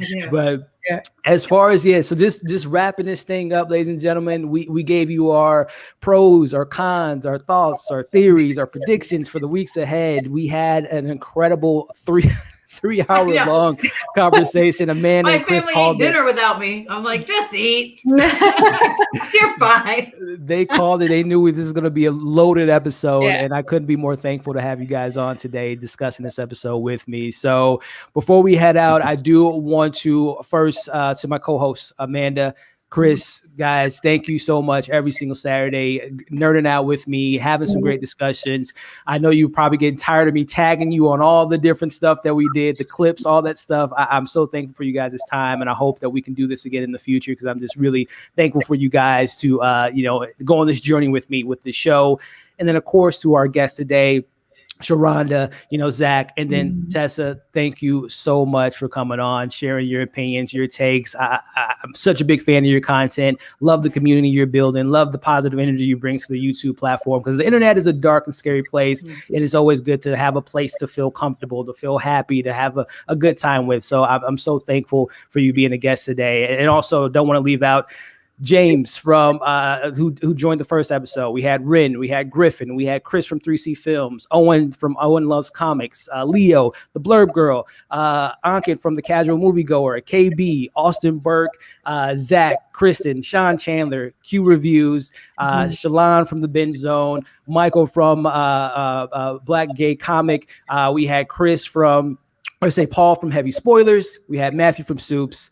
Yeah. And we had you all that tune in every single week. And I thank you all for watching this live stream. It's been such fun. This is my favorite thing to look forward to. It's the best thing I've done on my channel in the 3 years I've had, is interacting with these amazing people. And I hope we can do this again in 2 weeks with the Falcon and the Winter Soldier. So before we head out, Amanda, starting with you, if you want to let the people know where they can find you and what's next that you have for the people. Yeah, well, I just want to say thank you to Elliot for setting this up, because every single week it has been amazing talking to Chris every single week, and then having these amazing guests who I just enjoy watching their content. It's absolutely awesome, and I'm honored to be a part of this. So thank you. You guys can find me over at AMX NDA Reviews on Twitter, Instagram, and Letterboxd. I have some hot takes always.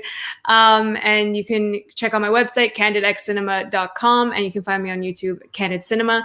I have my WandaVision recap dropping soon, and I'm going to do some Oscar predictions. So yeah, and I'm so stoked for the Falcon and the Winter Soldier. I am so excited. I'm probably going to lose sleep over it, but I'm pumped. So, yeah. Are you ready?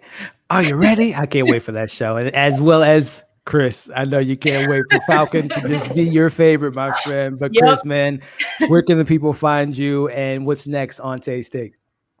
The Falcon and the Winter Soldier trailer is good. It's not like it's good. It's gonna be fine. Just relax, guys. Great. Anyway. Okay, now it's great. Okay, got it. What am I talking about here? Got it. Yes, Taste Take. Yep, that's my channel. Yep. I am. What am I doing next, Amanda? We'll talk about it. No, but I recently reviewed Coming to America, so that's on my channel now. That's from Thursday. Coming up this week, I gotta look at what's going on in the world, but I know we got Zack Snyder coming around the corner, so start try to do some prep for that. But super honored to be a part of this show for 9 episodes of WandaVision. I don't know. It's just so organized. It's like I just value things that are just well planned, well organized. Like nothing about your business is sloppy at any moment. And I'm so impressed at the community that you built by just getting these people that, like, I'm relatively new to the YouTube community, so like I'm talking on panels of people that I was like on their notifications, like subscribing and like waiting for their new videos to come, like. And now I'm on a panel with them. It's like to me, it's like mind blowing. I don't want to be like a little nerd. I'm a big nerd, but I just kind of get like, damn, like I'm really out here like on the same screen as Austin. Like, why am I here? But it's because of people like you that like think that that we should be connecting it. And when I hear stories about Zach and Sharonda talking about Comic-Con, I can't wait to think about the future post-COVID of us at a film festival or a Comic-Con or anything, and the network that you built in real life, like how much more crazy that's going to be. So super stoked for the fucking vaccine and just the future of our network, man. It's like, it's crazy. And like, without people like you just doing the grunt work, man, like, and running your own videos, it's very, very impressive, man. So just whatever you ever need from me, if I could do anything, man, I'm here for you. So, and Amanda, the same goes to you. So just really, really appreciative of the opportunity. So that's all I'll say. Hey, man, well said. Again, I know why Vision's your favorite character, man, because it was well said there. And like I said on last night, man, it's Mephisto. I made a deal with Mephisto to get all these guests on, these incredible guests. So my soul has been given to Mephisto. But that's okay. Tessa, again, such a huge fan of yours. So thankful you were able to join us today. Would love to collab again in the future to talk more MCU, DC, whatever. You're such a great person and so thankful. So if you want to let the people know where they can find you and what's the next bit of content you have for the people. Awesome. Well, thank you for having me because I've been watching this, like, not live, but I've been coming back and watching it every week as I do other things and listening. So it's been fun to actually be on it. And I love you guys and I love your takes. And so it's definitely been an honor to be a part of this. So thanks for the invite. You guys can find me at Mama's Geeky on social everywhere, as well as here on YouTube. I'm also at mamasgeeky.com where, you know, I do reviews and all that stuff. So I also have a Coming to America review up, and tomorrow my 10 most emotional moments of Raya and the Last Dragon drops. So that's what's going on this week. And starting next week, I'll be doing my live reactions to Falcon and the Winter Soldier, which I'm excited for, except they cut Bucky's hair and I'm mad, but whatever. It's too big. That was a bad move. It is what it is, I guess. Looks nice. At least he still has the metal arm. He still does. He still, and to go back to our Wanda, you know, being a villain, I feel so bad for Raya and the Last Dragon that movie dropped this weekend because that movie deserves so much. Why didn't they do it next week when they did? Next week, Tessa, what was going on? So good. It's so good. It's amazing. Did you see it? We'll talk off screen because I know you say you're going to see it at the theater. But guys, I don't tell people how to spend their money, but Raya and the Last Dragon is highly worth it. I bought it. I got the screener and I bought it. So let's put it that way. It's a good movie. But ladies and gentlemen, there you have it. This is the season series finale of our WandaVision recap series. But we're going to be back. I'm going to be back. You guys see my face probably 7 days a week with reviews and all that good stuff. But we will be covering some Falcon and Winter Soldier and hopefully having the same type of panels, same guests, new guests. Maybe, hell, we might get Ralph Bohner on the panel, ladies and gentlemen, for that. Listen. I'm here. You're not on me forever. We're gonna get him. I We're gonna get Ralph every time. It's funny. I'm gonna get Ralph some way somehow. He's a working actor, so he'll love to come on the channel. But ladies and gentlemen, thank you for tuning in every single week. The likes, the shares, the comments, the subscriptions, checking out these incredible content creators' content. Thank you so much. Hope you guys have a great weekend. Hope you're staying safe out there, and we'll see you guys on the next video.